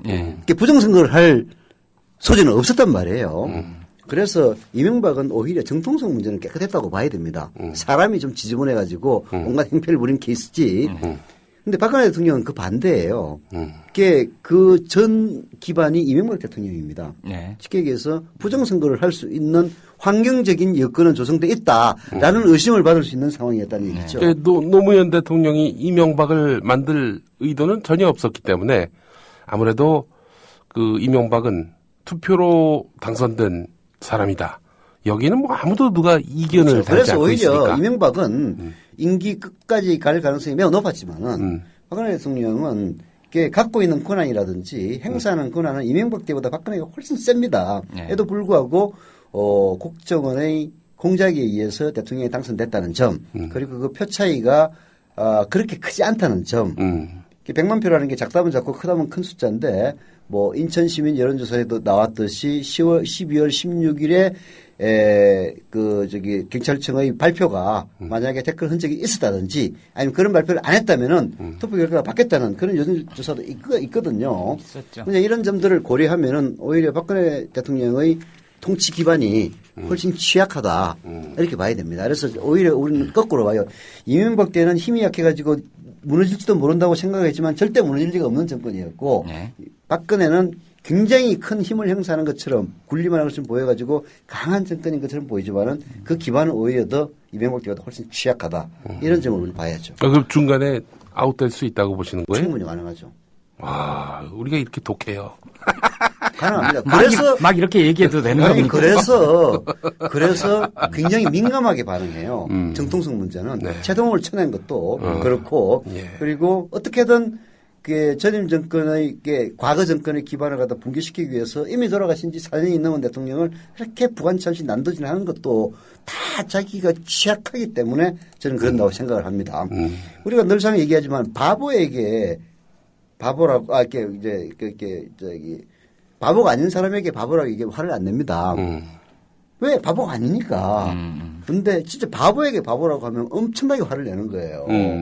저는 그런 원리와 지금 현재 상황이 똑같다고 생각합니다. 아니 그러면 말한 사람은 별로 그렇게 부담을 안 느껴야 되는데 혹시 내가 이 말을 했을 때 저 바보가 진짜 화를 내면 어떡하지?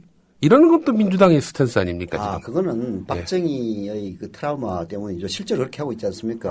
최동호를 쳐내고 이런 것들이 사실은 우리 사회 전반에 미치는 영향이 굉장히 큽니다. 야당은 겁을 내게 만들고 언제든지 뒷조사를 해서 야당뿐만이 아니죠. 공무원들도 마찬가지고 언제든지 뒷조사를 해서 어디 뭐 룸사롱 마담하고 한번 했다든지 이런 얘기 나중에 편지 아니면 뭐 대접을 접대를 받았든지 사실 그런 경험들이 다 있단 말이에요. 무서워하죠. 아니 우리 김보엽 선배님 저 한겨레에 의해서는 최동 사건을 어떻게 보고 있어요? 한겨레에도 사람이 많잖아요. 아니 그런데 보니까 질문이 좀 그렇다. 이제 한겨레라기보다는 제가 뭐 한겨레 대표 선수로 나온 것도 아니니까요. 제 생각을 말씀드리면 저도 추석이나 아니면 주변 사람들 만나면 늘 그 질문을 받지 않겠습니까? 그렇죠. 기자니까 정보 보고 뭐 이런 것도 있고. 아들 맞잖아. 뭐 이런 얘기를 많이 듣잖아요. 근데 저는 그럴 때마다 제가 그분들한테 말씀드렸던 거는 뭐냐면 거기에 대해서 호기심과 관심을 갖는 건 당연하다. 인간들이 다른 사람들의 사생활에 대해서 관심을 갖는 것은 당연하지만 거기에 대해서 지나치게 많은 관심을 갖는 것 자체는 최동 총장을 어떤 이유로든 몰아내고자 했던 사람들을 결국은 도와주는 거다. 이 얘기를 합니다. 너무 도덕적인 말씀을 하셨는데. 아니, 그거는 명백하잖아요. 명백하죠. 무엇이 이 사건의 본질인가. 거기에 대해서 좀 관심을 많이 갖고 있는 거고요. 오늘 조선일보 칼럼을 보니까 말이죠. 뭐라고 또 썼어요? 사내 칼럼이에요. 조성민은 때리고 차동욱은 감싸고 이런 제목입니다. 이게 말하자면 한겨레 신문 보도 태도 얘기하는 거 아니야? 이제 조선일보 같은 경우에는 아예 그 차동욱에게 혼외 자식이 있다. 아예 전제를 깔고 사실이라는 진실이라는 전제를 깔고 이렇게 접근하고 있는 것이 이 칼럼을 통해서 확연히 드러나고 있거든요. 그러니까 이제 여성단체에서 왜 이 문제에 대해서 가만히 있느냐. 여성단체. 아니, 남의 사생활에 대해서 뭐라고 얘기를 해. 근데 하여간, 그런데 한겨레도 어떤 그래도 어느 정도 견해는 다 달라도 균일한 어느 선이 있을 거 아닙니까? 그러니까 이제 조선일보처럼 논란이 있었던 보도는 있었죠. 뭐였냐면 조선일보가 며칠 전이죠. 중앙일보 아니었나? 가정부 TV조선에서 나온 가정부의 TV조선에서 나오고 이랬을 때 조선일보가 인용 보도를 했죠. 한겨레는 임시 말고 최동욱의 혼외자라고 하는 어머니 네. 하고 인터뷰가 됐었죠. 예. 그래서 그 인터뷰 기사는 이게 이제 주요면에 실릴 만한 것이었느냐 가지고는 안에서 좀 논란이 있었어요. 왜냐하면 만약 그분이 더 사실을 밝히거나 아니면 반박을 하거나 또 뭐 유전자 검사에 대해서 좀 더 진전된 입장을 취하거나 이러지 않고 좀 굳이 한겨레 신문이 최동욱이랑 개인을 감쌀 필요는 없는 거잖아요. 예. 지금 국면은 어쨌든 전 진실을 모르겠지만 예. 최 전 총장이 그 정정보도 소송을 취하한 점, 기타 등등이 결국 최 총장에게는 좀 불리한 구도로 가고 있는 거거든요. 예. 이렇게 되다 보니까 굳이 한겨레 신문이 최동욱 총장을 지키려고 할 필요는 없는 거 아니냐. 예. 그거는 그 건이고 예. 다만 우리가 집중해야 될 사안은 여기에 얼만큼 권력의 시나리오가 개입이 돼 있었느냐. 이 점을 좀 더 집중적으로 파고들어야 되는 거 아니냐. 근데 이제 고민은 있죠. 아까 처음에 말씀드렸듯이 사람들의 관심은 그것보다는 최동욱의 아들이냐 아니냐.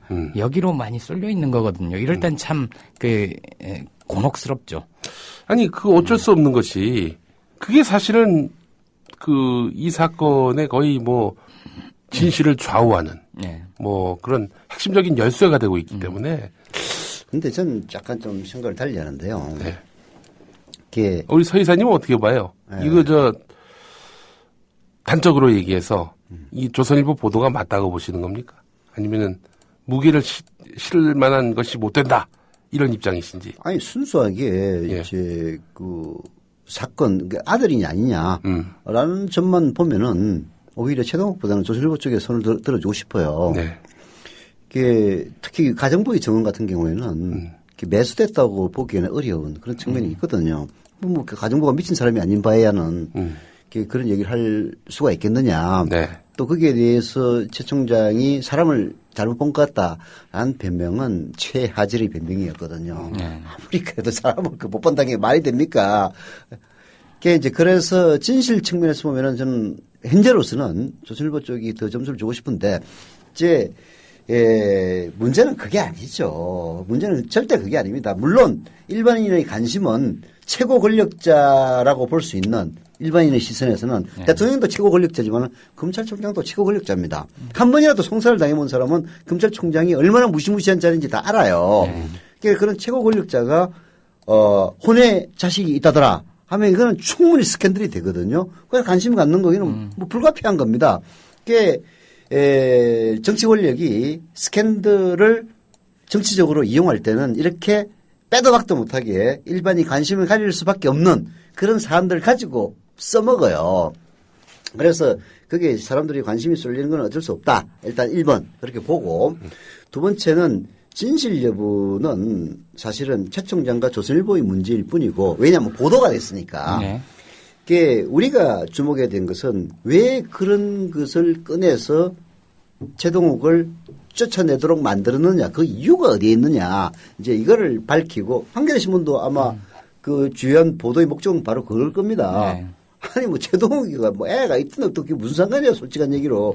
다만 이 사건이 일어나게 된 배경이 결국은 권력의 눈밖에 난 그런 검찰총장을 정상적으로 쫓아내지 못하니까 이런 비열한 방법을 동원해서 쫓아낸 것이 아니냐. 그런 의심 때문에 이 보도를 하기 시작한 것이고 보도의 목적은 그것이 진실임을 이게 최 총장의 혼외자라고 보도된 조선일보에 보도됐던 혼외자가 아니라는 걸 입증하려는 게 아니라 한겨레 신문의 목적은 그걸 누가 어떻게 입증할 수 있겠어요. 그 진실 여부에는 관심이 없는 거죠. 이 일이 발생하게 된 배경이 권력이 자기에게 밑보인 정상적으로 뽑힌 그래서 임기 2년이 보장된 검찰총장을 내쫓기 위해서 이런 비현한 수단을 썼다라고 입증될 수 있는 것을 찾는 거겠죠. 결국 최동욱 이후의 검찰이 최근에 한 일을 보면 효과는 그냥, 확 드러나는 거 아닙니까? 그 NLL 중간 수사, 그 정상회담 대화록 중간 수사 발표 문제라든지 서울시장 혐의 없다, 각하 이런 내용들 보면 참 성공했구나. 그 검찰은 언제만 이렇게 그 검사들이 집단적 행동을 합니까? 자기들의 이익이 그렇게 위협받을 때만 이렇게 움직이는 건가요?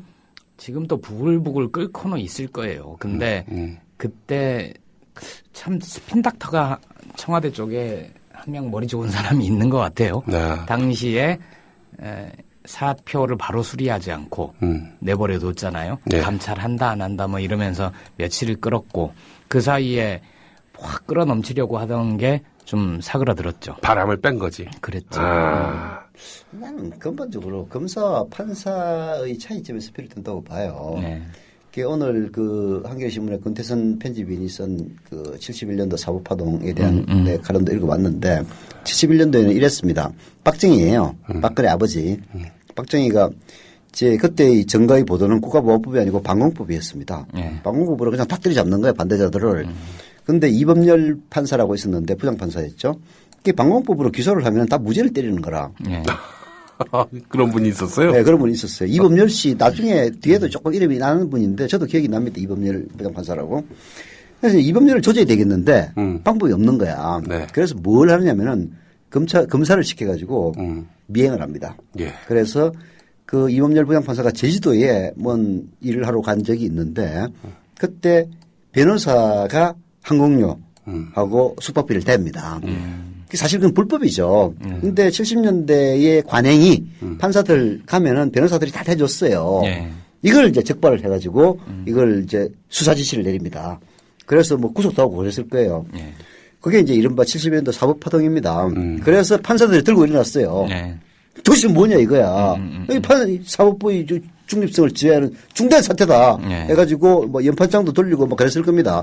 그래가지고 결국은 대법원장이 사표를 내는 선으로 마무리가 됐는데 그게 그 사법파동의 결과는 대법원장은 사표를 냈지만은 뭐 대통령이 사과하고 뭐 면담하고 이런 요구 사항들이 있었는데 다 하나도 안 됐어요. 그래서 이제 역사가들은 그때 사법파동에서 판사들이 제대로 대응을 못한 결과 그 이후 사법부의 굴욕에서 됐다 이런 얘기를 하는데 그나마 판사들이기 때문에 그 정도라도 들고 일어난 거예요. 판사들은 독립적으로 판단하는 존재 아닙니까? 행을 뗀단 말이에요. 그런데 검사들은 검사 동일체 원칙이라고 그러나? 그렇게 해서 일종의 그 수직 그 관계에 있거든요. 그래서 기본적으로 난 검사들이 일어난다고 했을 때 절대 안 믿었어요. 저거 조금만 분탕실 쳐버리면 다 자빠진다. 그리 됐지 않았습니까? 아니 그렇다 하더라도 이런 그 검찰 수사 또 기소 단계에서 저항 정신을 좀 보여줄 필요가 있지 않는가 싶은데 이게 너무 180도 그야말로 자석처럼 확 붙어버리니까 우리 각하에게 더 이상 누를 끼쳐서는 안 되겠다. 내가 어떻게 될지 모르겠다. 마치 이런 걸 웅변하듯이 그런 생각이 드니까 말이죠. 최동욱 사건이 공직사회에 던지는 메시지가 그거죠. 누구도 나에게 저항하지 말라. 까불면 죽는다 이 얘기죠. 그러니까 그런 것도 봤어요.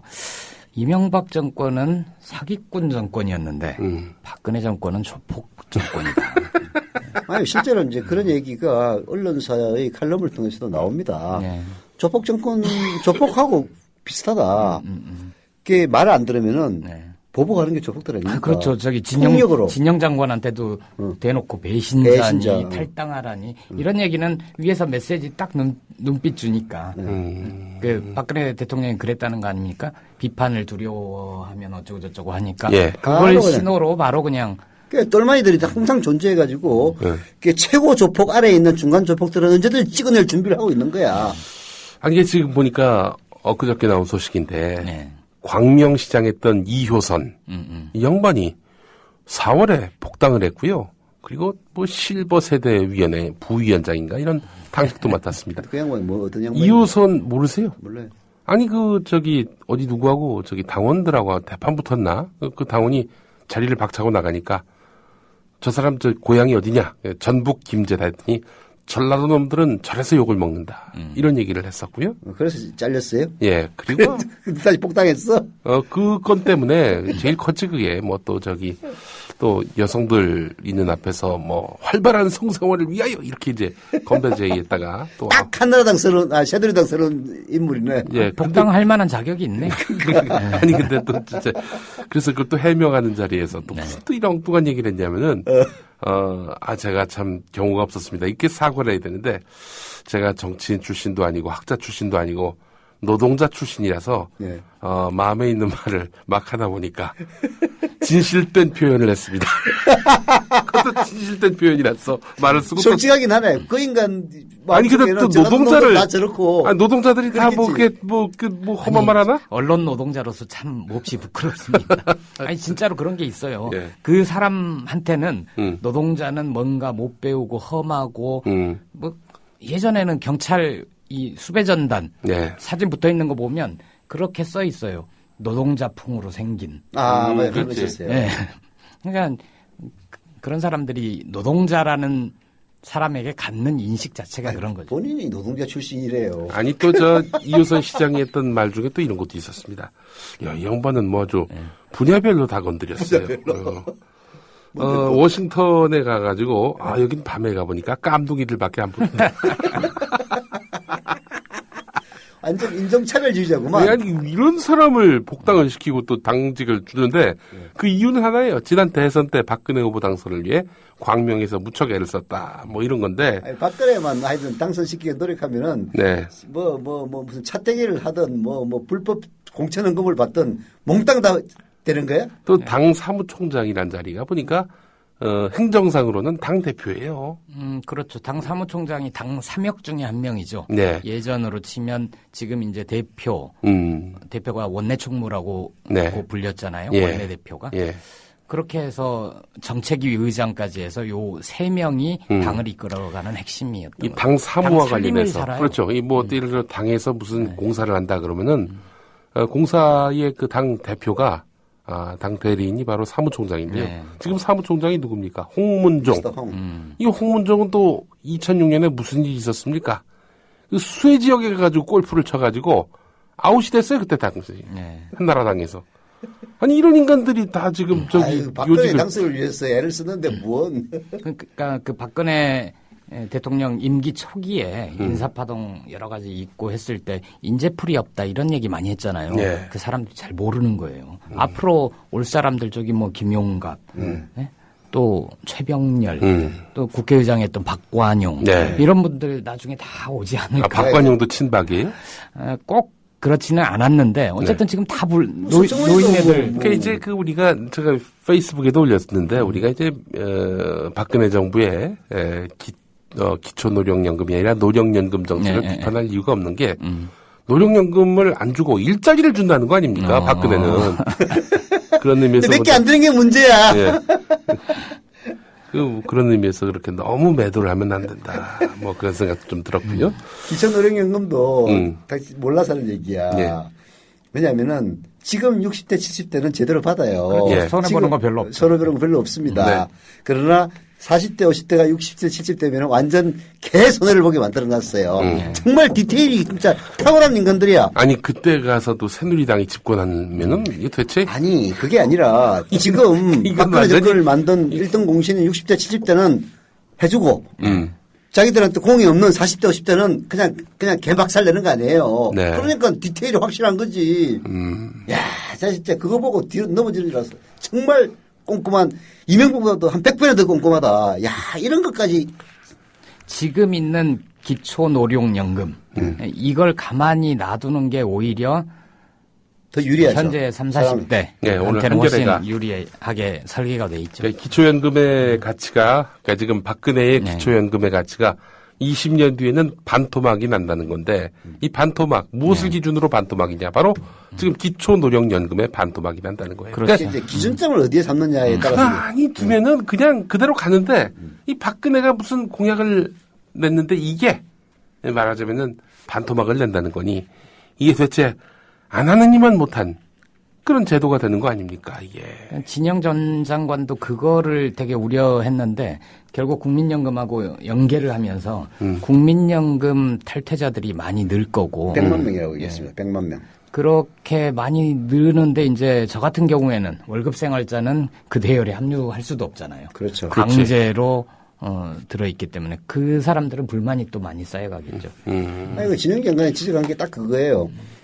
그 기초연금을 박근혜 정부를 이제 약칭을 하면 기초연금이라고 보통 부릅니다. 그리고 과거 정권의 것은 노령연금이라고 보통 부르고요.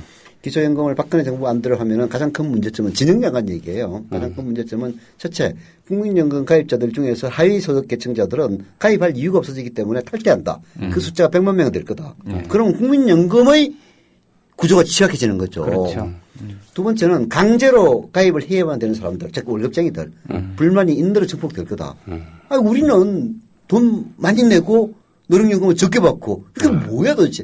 아니, 10만 원, 20만 원 중요한 게 아니에요. 사람은 항상 차별에 열받는 겁니다. 아니, 안 한 놈들은 돈 안 내는 새끼들은 20만 원 다 받고 나처럼 꼬박꼬박 부은 사람들은 절반밖에 못 받는 게 말이 되느냐 라는 거란 말이에요.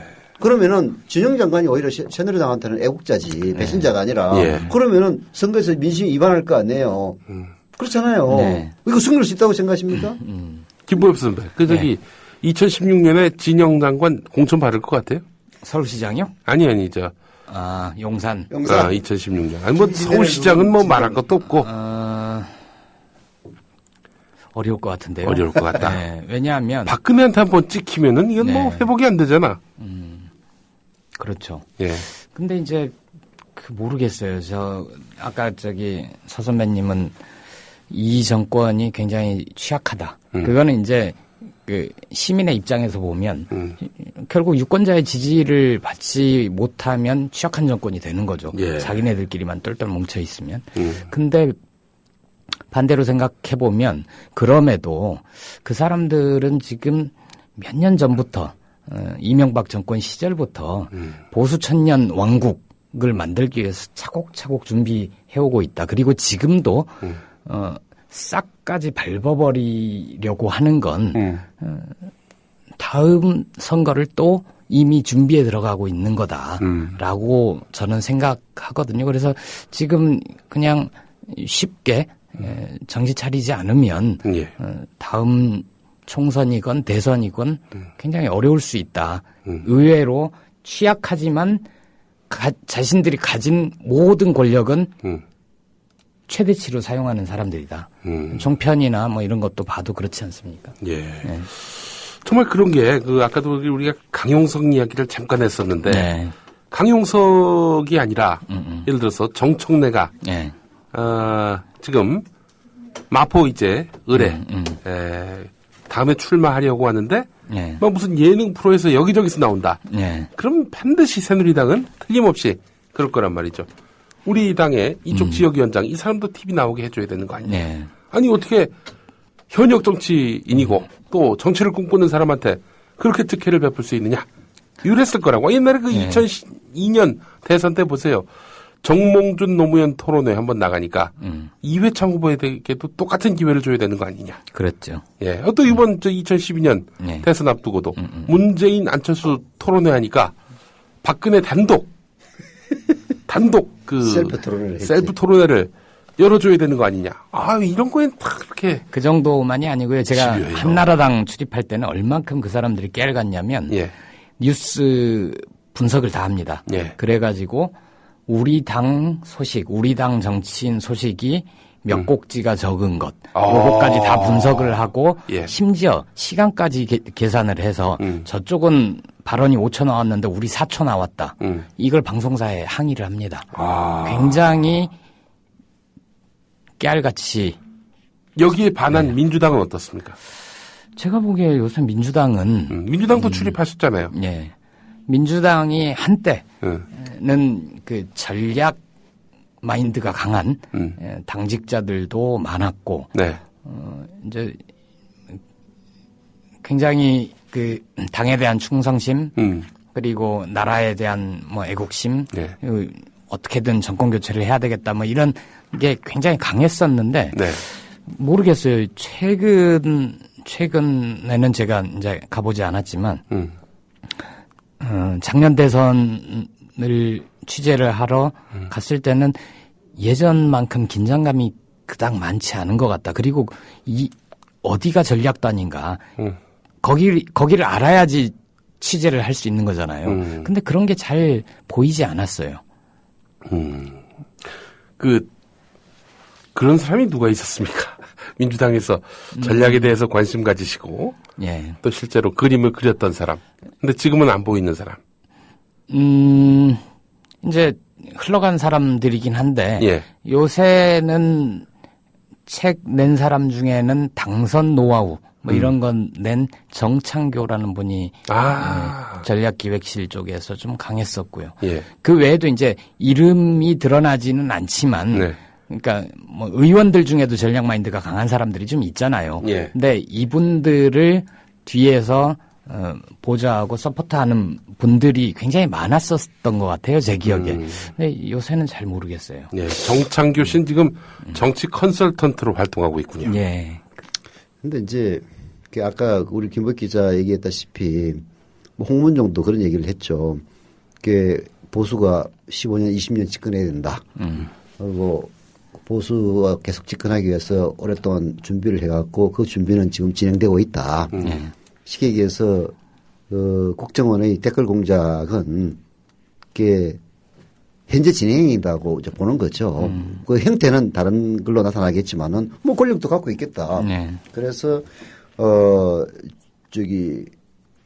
야권이 지금 현재 여권에게 마땅한 후계자가 없다고 해서 만심하다가는 또다시 정권을 놓칠 수 있다는 지적은 좀 100배 옳은 지적이라고 생각을 해요. 문제는 사실 새누리당이 있는 게 아니고 저는 민주당이 있다고 봅니다. 민주당은 당의 역량이라는 측면에서 보면 새누리당에 비교할 수가 없어요. 뭐 아까도 뭐 전략으로는 얘기를 했습니다마는 새누리당의 전략이 선거 전략 그리고 현재 청와대의 그 여론 전략이 민주당에 비해서 훨씬 더 탁월하고 또 인재의 배분이라는 측면에서 보면 우리나라는 이른바 보수 혹은 기득권이라고 생각되는 사람들의 그 인재 배분 편중이 훨씬 심한 나라 아닙니까? 그렇죠. 그러다 보니까 역량의 차이 굉장히 커요. 거기는 또 기득권을 가지고 이익 집단으로 똘똘 뭉쳐 있어요. 그렇죠. 그러면 민주당은 결국은 역량으로 뒤지는데 김대중 노무현은 어떻게 이겼느냐 이거예요. 김대중은 오랫동안의 정치 역정, 고난의 역정 속에서 쌓아 올린 그런 자산으로 이긴 거고 노무현 대통령은 시민의 가세로 이긴 거란 말이에요. 민주당이 취약한 부분은 결국은 시민이라고 하는 이른바 풀뿌리 민주주의를 희망하는 이런 평범한 시민들의 가세가 이제 필수적인 건데 지금 현재 김한길 체제는 결국은 그걸 원천적으로 부정하면서 탄생된 민주당 내 권력이란 말이에요. 그게 문성근 그때 당시 민주당 상임 고문이 탈당하고 한 것도 시민 참여를 원천 봉쇄하면서 선거제도를 바꿔버렸죠. 대표 그렇죠. 선출 방식을. 그래서 나간 거란 말이에요. 그러니까 결국은 민주당은 자기들이 새누리당한테 약하다는 것을 인정을 하고 우리는 바깥에 외부의 가세, 즉 시민의 가세가 없으면 이길 수 없다. 사실 실제 그런 구도로 계속 싸워왔어요. 그래가지고 이기다 지기다 했단 말입니다. 근데 그걸 싹 잘라버렸다고. 그래서 지금 여론조사를 해보면 새누리당은 45% 50% 나오는 데 비해서 민주당은 그 절반 반토막에 불과한 거는 필연적이라고 생각해요. 그래서 김한길 대표가 욕을 먹는 겁니다. 어떻게 지금 민주당으로 지방선거 희망 있겠어요? 지방선거에 앞서서 일단 이번에 재보궐선거부터 좀 봐야 될 것 같은데 재보궐선거도 결국 손학규 전 대표가 출마를 접어서 좀 심심한 판이 돼버렸죠. 심심한 판이라면 서청원이 앞서간다? 이제 뭐 며칠이 남았으니까 민주당 쪽에서 어떤 다른 대항마를 찾을지 아니면 그쪽에 기존의 후보를 그냥 세워서 공천 줬어요. 5.16. 아, 그랬나요? 당직자 아닙니까? 그분이. 오늘 줬나요? 이미 줬습니다. 그럼 뭐 새로운 인물 나올 수 없겠네. 아니 그렇다면은 진짜 민주당 하는 거 보면은 근데 5.16 씨도 나름 또 거기 지난번에 아깝게 졌어요. 아주 대패한 게 아니라 아깝게 졌기 때문에 당시로서는 해볼만 하지 않겠는가 그렇게 생각이 됐는데 근데 이번에는 또 상대가 서청원이란 말이지. 아니 민주당이 열받는다는 게 5.16이라는 사람을 폄하하겠다는 게 아니고 5.16로 가려면은 손학규한테 얘기를 하지 말았어야 됐고 손학규한테 얘기를 꺼냈다면 손학규로 갔어야 됐단 말이에요. 이게 지금 5.16은 마치 사람이 없어서 내보낸 것처럼 지금 그런 상황 아니에요. 예. 이런 바보 같은 짓을 난 이제 손학규 선생한테도 굉장히 큰 실망을 했어요. 무슨 죄인 같은 소리하고 참. 아니 자신 없다는 얘기를 그렇게 표현하나? 아니 그런 얘기를 할 계제가 아니죠. 아니 뭐 정계 은퇴할 사람도 아니고 정치를 계속 하겠다면요 당이 필요할 때 물론 이제 당으로서는 별 할 말이 없지. 손학규 그 선생 같은 경우는 뭐 분당에도 차출돼서 나간 거 아니에요, 그죠? 재보선으로 정치에 입문해서 재보선 관련해서만 한 4번 정도 인연이 그러니까 있죠. 좀 열받을 만도 하긴 하지만 그러니까 대통령 재보선하면은 또 이분이 어떨지 모르겠어요. 네. 재보선의 초강자. 재보선의 강자. 아니 그래도 필요하면은 힘을 보태는 게 도리인데 뭐 김한길이 뭐 꼴보기 싫더라도 근데. 예, 그런 말도 안 되는 핑계를 대고 그만 뭐 안 나왔다는 거는 참 실망스러운 얘기긴 한데 그건 뭐 선택이니까 어쩔 수가 없는 거고 결국은 김한길 그 지도부가 뻘짓을 함으로써 5.16을 갖다가 바보로 만들어 놓은 그런 결과가 됐다는 점이 사람을 이제 열받게 만드는 거고요. 바보로 만들었다기보다는 스스로 이제 자기 당 후보의 가치를 좀 깎아먹었다. 그러니까 5.16이 생각 입장에서 얼마나 열받겠어요. 주려면 그냥 주든가 아니면 손학규한테 꽂든가 해야지. 이것도 아니고 저것도 아니고 말이야. 그럼에도 불구하고 지금 손학규 선생이 갑자기 이제 못 나오겠다 해가지고 서청원에게 매우 유리한 것처럼 보이지만은, 서청원 씨가 갖고 있는 약점이 굉장히 커요. 이게 이제 3종 세트거든. 본인은 공천 헌금, 그 다음에 차떼기 때문에 둘 다 유죄 판결을 받아서 의원직 상실을 했습니다. 또 딸. 아들은 이제 1종을 했고 2종. 아들은 35살인데 그 총리실에 4급 비서관으로 들어갔단 말이에요. 별정직입니다. 근데 4급이라는 자리가 굉장히 높은 자리예요. 그럼요. 그게 노량진 가보십시오. 공시족들 이게 다 9급 시험 보려고 준비하는 사람들이에요. 보통 9급, 7급 이렇게 하고 행정고시를 통과하면 5급 사무관으로. 그렇죠. 이게 공시족들 보기에는 너무나 열받는 거지. 자기들 열심히 노력해가지고 수십 대 수백 대 1이 경쟁을 뚫어서 9급 아니면 7급 공무원 되는데 이거는 그냥 순식간에 4급으로 꽂았단 말이에요. 4급이라는 게 방금 얘기했다시피 행시 합격하면 5급이에요. 5급에서 4급으로 올라가는데 평균 기간이 8년 9개월입니다. 이걸 갖다 그냥 줬단 말이에요. 이게 사실 또 아버지가 선거 출마한다고 안 했으면은 묻히고 그냥 넘어갔을 거예요. 괜찮아요, 그죠? 근데 서청원 전 대표가 재밌는 말을 했던데요. 우리 아들도 대선 공신이다. 아니, 무슨. 대선 공신이니까 준 거야? 아니, 개국 공신도 아니고 대선 공신이 뭡니까? 아들이 지난 대선에서 어떤 역할을 했는지 그럼 공신이 될 만한 자격이 있는지 그걸 까놓고. 하여튼, 그래서 2종이죠. 그 3종이 이제 딸입니다, 딸. 딸은 또 자기 자녀를 갖다가 외국인 학교 넣으려고, 서류를 유지해서 불구속 기소되고, 이런 집안이란 말이에요.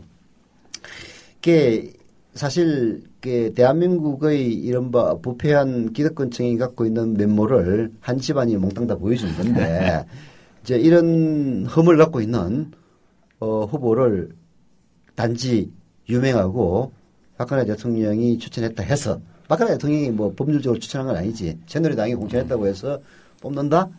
그 부분은 조금 퀘스천 마크가 있다. 이런 얘기는 한마디 해야 될 것 같습니다. 원칙과 신념의 정치인인 박근혜 대통령에 대해서도 한마디 해야죠. 이 양반이 늘 강조하는 게 원칙 아닙니까? 비대위원장, 비상대책위원장을 할 때 이런 자들은 공천을 주지 않겠다 해서 4가지의 박근혜 대통령은 4를 참 좋아하는 것 같아요. 보통 4대 범죄, 4대 악, 사회악 꼭 4개짜리가 많더라고요. 중증질환. 4대 중증질환. 4대 중증질환. 근데 그 당시에도 원칙 중에 하나가 부정한 정치 자금을 받아서 처벌받은 사람은 주지 않겠다라고 했거든요. 그러면 걸리네. 원칙의 정치인이란 이미지를 계속 가지고 가려면 자기가 세웠던 원칙 지켜야죠.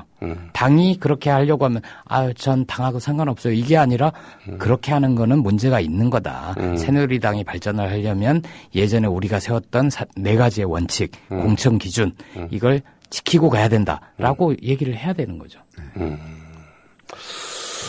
자, 이건 참 상식이 잘 통하지 않는 그런 세상이어서 참 앞으로의 정치를 또 예견하는 것조차 참 부담스럽고 마음이 무거워집니다. 야권에 희망은 안철수밖에 없는 건가요? 문재인에게서 희망을 찾기는 힘든 건가요? 요즘 또 손학규 선생이 3등으로 올라왔더만 보니까. 리얼미터 여론조사. 손학규 전 대표는 언제부터 선생이 된 건가요? 아니, 이제 의원도 아니니까. 아니, 이제 우리 협동조합에서는 상대방을 선생으로 호칭합니다. 다 선생인가요? 네, 다 선생입니다. 그래서 그렇군요. 이제 우리도 입에 익어서 그런데 뭐 현직을 안 갖고 있어서 그냥 선생이라고 표현한 것 뿐입니다. 뭐 상임고문 뭐 이런 표현은 너무 상투적이기도 하고. 그렇죠. 근데 그 질문 자체는 좀 이상한 것 같은데요. 안철수밖에 희망이 없는 거냐? 저는 그렇게 생각하지는 않습니다. 네. 왜냐하면 대선 때 또 제가 안철수 캠프에 주로 출입하지 않았습니까? 네. 단일화 이후로 근데 참 접촉하기 힘든 정치인이었다는 당시 그 김 선배의 이야기를 제가 들은 바 있습니다. 저는 늘 접촉은 했었습니다. 접촉은 하셨고. 예. 그런데 안철수 의원이 뭐 그렇게 얘기하잖아요. 3대 불가사의 모르는 거. 안철수 의원의 새정치.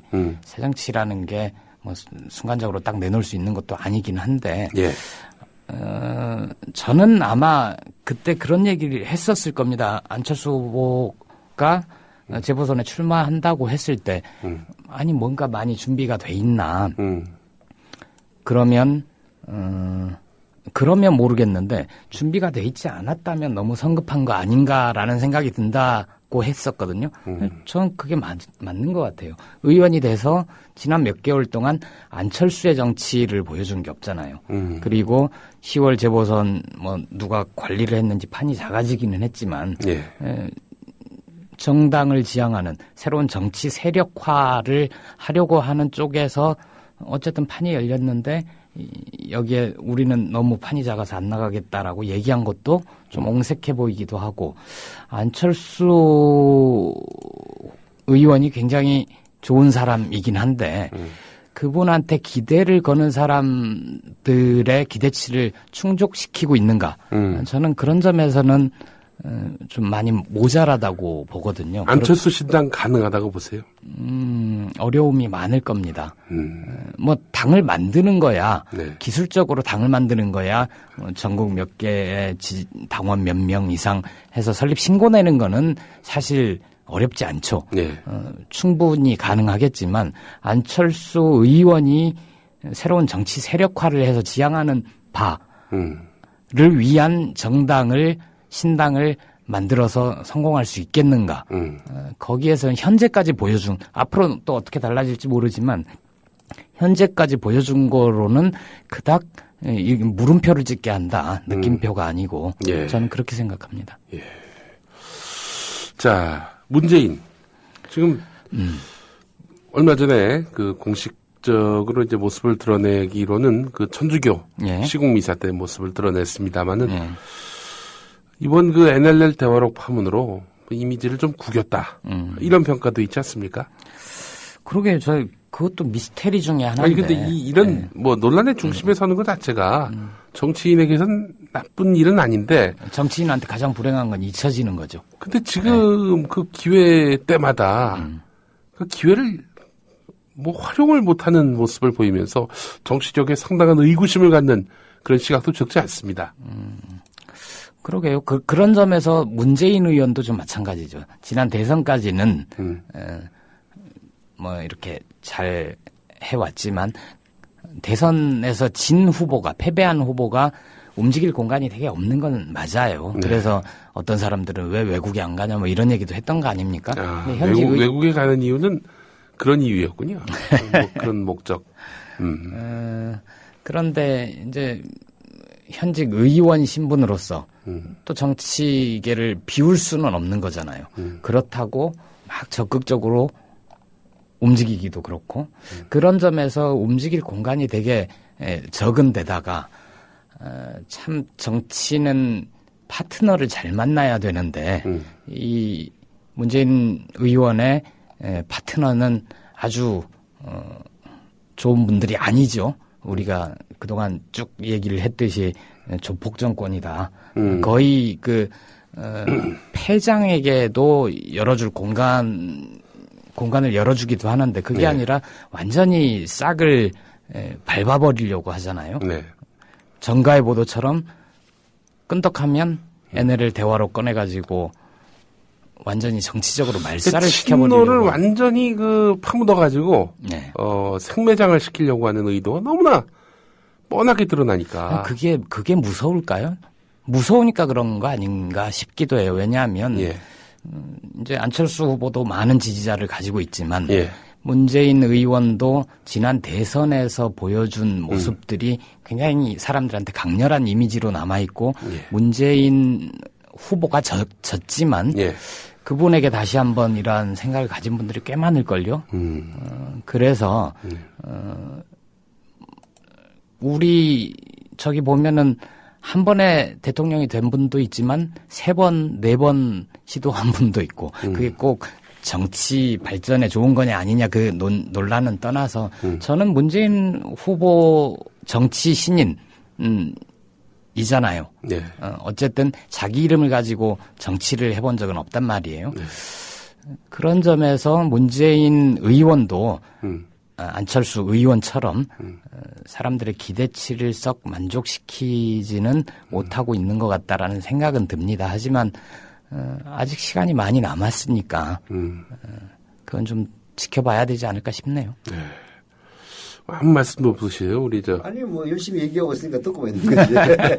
근데 아까 지금 안철수 밖에 희망이 없느냐라는 질문은 좀 잘못된 질문이라고 생각을 해요. 두 가지 측면에서 잘못된 질문인데, 첫째는 안철수가 어때서 안철수 밖에라는 표현을 쓰느냐 하는, 안철수가 훌륭한 저는 대통령 후보 중에 하나라고 생각을 합니다. 그래서 안철수 밖에라는 표현은 적절치 않은 것 같고요. 두 번째는 지금 이 시점에서 지금 이 시점이 어떤 시점이냐. 박근혜 대통령이 취임한 지 7개월 된 시점입니다. 앞으로 4년 3개월 남아있죠. 7년 같아요. 7년 같지만은, 여하튼 물리적으로는 7개월입니다. 앞으로 시간도 많이 남아있기 때문에 지금 일시적으로 안철수가 눈에 띄지 않는다. 지금 일시적으로 문재인이 공격에 처해 있다 하는 거하고 자기 후보 되는 거하고 저는 아무 상관없다고 생각합니다. 4년 3개월 남은 동안에 여러 가지 곡절이 많이 있겠지만은 그래도 우리 정치 오래 지켜보면 될 놈이 되는 거예요. 그 예외 갑자기 튀어나온 사람 없습니다. 그래서 야권에는 누가 뭐래도 안철수, 문재인, 박원순 그리고 손학규 선생이 지금 10%로 리얼미터 조사에서는 3등으로 올라왔던데 그거는 이제 조금 더 두고 봐야 될 사안이고, 여하튼 이제 그럼 손학규가 집어 넣어서 이 넷 중에 이제 한 명이 되겠지만은 누가 될지 누가 더 유망할지 현재로서는 판단할 수 없다.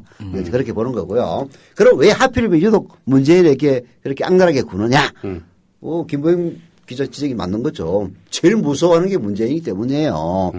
그게 안철수는 지지도는 높고 그리고 지지도가 높은 만큼 가능성이 높지만은 오히려 그보다는 지지도는 낮더라도 훨씬 더 탄탄한 게 이 일종의 구심력이라고 해야 되죠. 구심력을 갖고 있는 친노론을 기반을 갖고 있는 문재인을 조지는 것만이 보수 정권의 100년 정권 기반이 된다. 아니 그러면은 보는 거죠. 상대에서 이렇게 때리면은 때렸어? 나를 때려? 아픈데? 이렇게라도 해야 되는데 못 때리려고 하고 맞으면 계속 맞고 다시 이렇게 아무런 액션이 없으니까 지금 당연한 줄 알아 이게. 친노가 큰 잘못을 해가지고 계속 지금 추궁받고 수사받고 이런 줄 안다니까. 그게 이제 노 대통령이 돌아가신 게 큰 이유라고 저는 보는데요.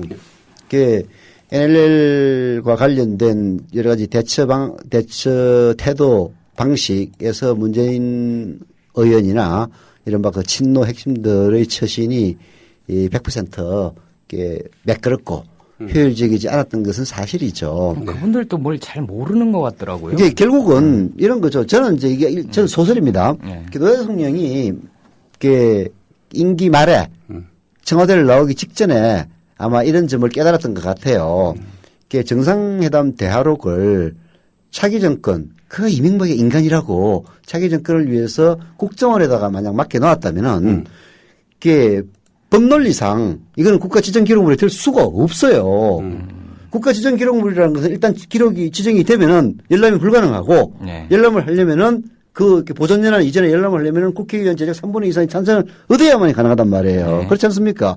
그렇게 국가지정물로 기록을 하려면은 국정원에 갖다 놓으면 안 되고 네. 국정원에 갖다 놨다면은 지정하면 안 되는 거란 말이에요. 차기 대통령이 정상회담을 할 수도 있으니까. 그렇죠. 그래서 그러려면 네. 그 대화록을 참고를 해야 될 거 아닙니까? 그렇죠. 그러려면 이제 국정원에 갖다 놓은 이유가 그것 때문이죠. 네. 국정원에 둔 것은 국정원에 두면은 1급 비밀이라 하더라도 대통령 1급 비밀을 볼 수가 있으니까 네. 참고를 하시라 해가지고 그 이명박이가 그래도 인간이라고 거기다 갖다 놓은 거란 말이에요.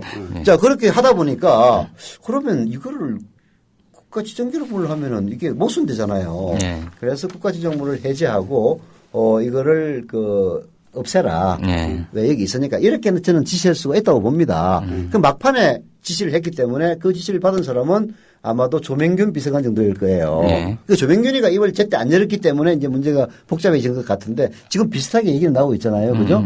이제 이러면은 사실 문재인 의원도 모를 수가 있어요. 왜냐하면은 지금이니까 이거를 그 NLL을 갖다가 그 새누리당이 정략으로 이용하다 보니까 이게 문제가 커져서 그렇지. 대통령 입장에서는 그때 정상회담 대화록을 내가 국정원에 차기 대통령 참석하고 남겨두라고 그랬지. 근데 이걸 지정기록물로 하면 안 되지. 안 맞지? 그거 없애. 그냥 가볍게 생각하고 할 수는 있단 말이에요. 이제 이런 소설은 가능한데 그럼에도 불구하고 이게 소설하면 정말 허무맹랑하게 들리니까 시나리오. 네. 그럼에도 불구하고 이게 이제 굉장히 크다는 쟁점이 됐잖아요. 그러면 최소한 아무리 문재인 의원이나 혹은 그 주변에서 무능하다 손 치더라도 조명현이 하나 불러가지고 진상 파악은 빨리 했어야 되는데 그게 안 됐다는 것이 그게 내가 그때 한 물어봤다고 누구한테 그랬더니 조명균 씨는 어디 수도원 들어가 있다고 그러더라고요. 수도원. 아니 아무리 그래도 그렇지 이거는 문재인의 정치적 운명과 관련돼 있는 건데 그때 당시 그 다른 사람도 아니고 청와대에 근무했던 비서관 연락을 안 돼가지고 진상 파악을 못했다는 게 말이나 되는 얘기예요. 그런 점들이 사람들을 좀 실망시키는 요인이죠. 그런 점 좀 있죠. 그리고 저는 이 대화록 가지고 계속 정가해보도처럼 어려울 때마다 꺼내 쓰잖아요. 예. 그 효용성도 좀 곧 닿을 거라고 생각을 하고. 이미 약발 다 했어요. 경향신문이 보도한 내용을 보니까 어떤 여론조사를 보니까 60%가 하여튼 그만해라. 지겹다 이제. 그렇죠. 그리고 저는 그걸 처음에 문제제기했던 사람들은 새누리당 쪽에서는 읽어보고 와 깜짝 놀란 경천 동지할 만한 내용이다라고 생각했을지 모르지만 막상 대화록이 공개가 됐는데 사람들이 그걸 읽어보니 그래서 NL을 포기했다는 내용 없잖아 라고 생각하는 사람들이 많단 말이에요. 그러면 그 당시에 문재인 의원이 그게 이제 마사지가 됐건 안 됐건 간에 심지어 지금 마사지가 됐다라는 의혹을 받은 대화록에서조차도 NL 포기는 없지. 노무현 전 대통령이 NL을 포기했다는 내용이 없지 않느냐라고 적극적으로 좀 맞공세를 오늘 그런 얘기를 했더라고. 그러니까 그게 늦은 거죠. 늦었죠. 타이밍이 늦은 거죠. 근데 이 새누리당 보면 진짜 양아치 집단 같은 느낌이 드는 게 새누리당도 기분 나빠할 이유는 전혀 없습니다. 노무현이 NLL 포기했다고 그렇게 떠들어대다가 그게 아니라고 이제 나오니까 이번에는 사람이 그 논리 싸움을 하다가 뒤집으면 어떻게 하는지 알죠? 너 왜 반말해? 얘기하잖아요. 너 나이 몇 살이야? 그렇죠. 그 얘기하잖아요. 아니 노무현이 너는 전원이라고 했다는지 이런 얘기를 또 하는 거야. 야, 진짜. 그래가지고 오늘 그 네티즌들이 그 박근혜 대통령이 그 한중 정상회담할 때 시진핑한테 시주승님 하고 한 발언이 있어요. 그리고 오바마하고 한미 정상회담 할 때 저는 오바마 대통령께 이렇게 한 부분이 있거든요. 그걸 갖다가 합성시켜 가지고 동영상 올려놨더라고. 아니 대통령이 예의가 바른 분이 그렇죠. 아니 대통령이 상대방하고 외교를 하면서 전원이라고 저는 표현할 수 있다고 생각해요. 그리고 대통령님이라고 혹은 주석님이라고 충분히 얘기할 수 있다고 생각합니다. 상대방에 대한 예우. 예우죠. 그걸 가지고 말꼬리를 자꾸 늘어지는 새누리당이 잘못된 거예요. 그리고 음원 공개하자는데 정말 저는 그건 저는 그 얘기도 들었어요. 국내에 와 있는 외교관이죠. 외국의 외교관인데 이 문제를 어떻게 보느냐라고 몇 달 전에 물어봤더니 우리야 좋지 뭐 그럽니다. 대화로 까지면 우리야 좋지. 다 알 수 있으니까. 다 알 수 있으니까 어떤 식의 대화들이 오갔는지. 근데 세상에 어느 정상들이 만난 대화록이 그렇게 인터넷에 돌아다니고 정치적인 논쟁의 대상이 되고 그렇습니까? 네. 그리고 아까 그 차기 대선과 네. 관련해서 제가 말씀 못 드린 게 있는데 이철희 두문정치전략연구소장의 얘기가 저는 어느 정도 일리가 있다고 봐요. 그 양반의 얘기는 우리 좀 사람은 있자. 물론 선거는 결국 사람한테 투표를 하는 건데 지금은 사람을 좀 잊고 우리의 힘을 기르는데 좀 주력을 하자 이 얘기를 합니다. 저는 그게 맞다고 생각해요. 너무 사람만 보다 보면 우리 지난 대선 때도 이 단일화 과정이 별로 매끄럽지 못했었고 그 이후에 양쪽의 지지자들이 서로에 대한 자기 후보에 대한 애정이 강하면 강할수록 네. 상대방을 밀어내는 게 심했었거든요. 저는 지금도 그 감정의 앙금들이 굉장히 심하게 남아있다고 생각을 해요. 예. 사소한 차이를 가지고 자꾸 갈라지는 것. 이 야권 지지자들이 결코 좋지 않은 거거든요. 오히려 큰 뜻, 대의를 위해서 작은 차이를 극복하고 힘을 합치는 모습을 보여줘야 되는데 아직까지도 그러지 못하고 있어서 좀 안타깝고 그래서 그런지 몰라도 이철희 소장은 좀 이제 우리 사람 중심으로 이렇게 몰빵하듯이 하는 건 좀 지양을 하고 당분간이라도 네. 지금 우리한테 모자란 게 무엇이냐. 우리가 집권하기 위해서는 여기서 우리란 야권입니다. 네. 정권 교체를 하고 야권이 진보 진영이 집권하기 위해서 우리는 도대체 지금 이 시점에 무엇을 준비해야 되느냐. 여기에 좀 더 주력을 해서 진보의 내용을 알차게 채워나가는 것이 훨씬 좋지 않겠느냐라는 얘기를 하거든요. 네. 그 나름 합리성이 있다고 봅니다. 맞는 얘기죠. 맞는 얘기긴 한데, 이제 이게 그 우리 사회의 힘의 구조에서 진보가 갖고 있는 숙명과도 같은 이야기입니다. 무슨 얘기냐면은, 안철수 지지자와 문재인 지지자가 뭐 서로 싸운다라고 얘기를 하는데, 사실 이거는 우리만 그런 건 아니에요. 과거 2007년도에 이명박 지지자와 박근혜 지지자 서로 왼수 보듯이 했습니다. 네. 그랬었죠. 그리고 실제로 박근혜는 그 경선 패배 때문에 안 나가기로 했으니까 못 나가고 대타로 나온 사람이 이해창 아닙니까? 이해창 400만 표 얻었어요. 에도 불구하고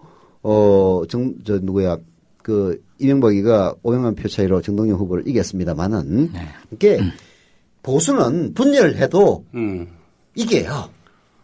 그게 찰 수 없어서 이인재 같은 사람 때문에 이해창이가 졌을 뿐이지 이명박 때처럼 상대방 후보를 호남에다가 확 몰아 넣어버리면은 분열해도 이긴다고. 보수들은 그런 싸움에 대해서 우리가 지지자들끼리 화학적 융합을 해야 되느니 마느니 그런 얘기 절대 안 합니다. 그런데 진보계 쪽은 진짜로 둘이 얼굴을 붉히면은 약간이라도 분열을 못 해버리면 못 이기는 거야. 참 안타까운 노릇이죠. 네. 사실 그렇죠. 화학적 결합도 필요하고 나중에 그런 화학적 결합을 통해서 물리적 결합도 가능하도록 만들어야 되는데 부족한 게 많습니다. 저는 다른 것보다도 늘 하는 얘기인데 이렇게 수단과 방법을 가리지 않고 반칙과 불법을 서슴없이 넘나들면서 대선에서 이기려고 했었던 그들의 멘탈에 친 게 아닌가. 우리도 불법 또 반칙하자 이런 얘기는 아니지만 이왕은 그 의지면에서 부족했던 것이 아닌가. 아까 우리 서두에서 우리 김보엽 선배가 얘기했듯이 민주당의 그 대선 분위기는 너무 널널했다. 나이브했다. 이런 얘기를 하잖아요. 어떠세요? 내년에 이제 지방선거가 중요한데, 네. 지방선거 때 박근혜 정부가 또 여당이 압승하면은 박근혜가 드디어 발톱을 보일 것이다. 그런 설도 없지 않습니다. 이제 진짜 본격 유신의 뜨거운 맛을 국민들에게 뜨거운 맛을 보는 거예요? 선사할 것이다. 이런 얘기가 있던데. 우리 독하죠. 이렇게 해야 돼. 인터넷에서 먹고 살려면. 인터넷 독한 얘기도 아니지. 농담입니다. 예. 그게 지방선거에서 이기면은 그게 이제 선거 전에는 아무래도 이게 뭔가 세게 나가기가 좀 어렵죠. 정권 초구하니까. 이제 최동욱 같은 건도 만약에 선거를 앞뒀다면 절대 못 합니다. 저는 그렇게 생각해요. 왜냐하면은 그 여론조사에서도 봤다시피 그 저기 기초연금 공약 파기하고 최동욱 사건 때문에 거의 뭐 10%포인트 가까이 빠졌지 않습니까? 그래도 59%라는 게 놀랍지만은 박근혜 지지도가 그처럼 이제 선거를 앞두고는 그렇게 할 수가 없죠. 그러나 선거가 일단 끝나고 나면은 다음 선거 때까지 시간이 있는 그 여유 동안 박근혜 대통령 입장에서는 이제 자기가 생각했던 부분을 그 실현시키기 위해서 노력할 그 어느 정권이나 다 마찬가지죠. 그런데 이제 그 과정에서 만약에 눈밖에 난 사람들을 손을 봐주겠다. 네. 혹은 그 보수가 천전 집권을 하기 위해서 조져야 될 명단이 있다. 한다면은 그때부터 시작된다. 이런 우리가 합리적 추리는 충분히 가능하죠. 미래협동 국민 TV에 대한 이 압박도 그때부터 본기가 되는 건가? 어떻게 보세요? 저도 좀 무섭죠. 네. 무서워할 거 없습니다. 이거 박정희 때도 살았는데 뭘. 박정희 시대에 저는 초등학생이어서. 박정희 때는 진짜로 그 사람 못 살 동네였어요. 끌고 와가지고 국회의원도 빨개 벗겨가지고 거꾸로 매달아 놨다는데. 여당에 한때 실세였던 사람은 뭐 수염 반을 잘라. 코수염을 갖다 다 카이제르를 갖다 꼽히고 그런 그 소문도 있죠. 쪽집게로 뽑아가지고. 그러니까 그게. 예. 그게 이제 겪어본 사람들은 아는 거잖아요. 그 얘기를 또 거꾸로 돌리면 지난 민주정부 10년 동안 사람들이 겪어본 게 있단 말이에요. 권위주의의 탈피의 문제, 제도적 민주화의 문제, 언론의 문제 이런 것들을 겪어봤기 때문에 거기서부터 물론 이명박 시대에도 많이 후퇴했지만 거기서 더 거슬러서 유신의 시대까지 올라간다. 저는 대통령 박근혜의 개인적인 멘탈 그리고 개인적인 자질 그 사람은 과연 민주주의자일까 뭐 이런 데 대해서는 의심을 합니다. 그 사람도 그 얘기했잖아. 옛날에 그 저기 갈라쓰면서 민주주의에 대한 저기 부족하다고. 그런데 그 사람이 정치에 대해서 많이 고민을 하던 시절에 유신 말기였잖아요. 박정희 후기 시대의 정치를 배운 거잖아요. 그리고 의리가 최고고 배신은 그러니까 조폭 정권이라고 얘기가 나오는데 발톱을 드러내겠죠. 그러면 이미 지난 민주정부 10년 동안 민주화 시대를 경험했던 사람들과의 충돌이 불가피하지 않을까요? 그렇죠. 그래서 오히려 이명박 정권은 대단히 취약한 것처럼 보이면서도 임기를 채울 수 있는 정권이었다면 박근혜 정권은 그런 식의 오바를 감행한다면은 중도의 국민들의 저항에 물러날 수도 있을 가능성이 언제나 상존하는 거죠. 박근혜 정권이 잘못되기를 바라서 그런 얘기 하는 게 아닙니다. 그럼요. 박근혜 대통령은 성공해야 돼요. 성공해야죠. 그러나 박근혜 대통령의 행태로 볼 때 아까 얘기했다시피 그 정통성의 취약성도 있고 그리고 사람들을 누르는 것도 정도가 지나쳐서 스프링이 터지도록 만들어버린다면은 진짜 불행한 사태가 일어날 수 있는 거죠. 예, 오늘 김보엽 한겨레 우리 고참 기자 함께해 주셔서 너무 감사하고 우리 애청자 여러분들께 마지막으로 인사 말씀 한마디 하시죠. 예, 불러주셔서 고맙습니다. 국민TV 라디오에 첫 출연인데 앞으로도 시간이 되면 제가 이렇게 재능을 자주 좀 나오세요. 둘이서 2시간 떼기 쉽지가 않아. 미치겠어. 가진 재능은 없으나 재능 기부 차원에서라도 꼭 와서 좋은 얘기 많이 나누고 도움이 되실 만한 얘기를 들려드릴 수 있도록 노력하겠습니다. 예, 오늘 김보엽 한겨레 기자와 함께했습니다. 고맙습니다. 고맙습니다.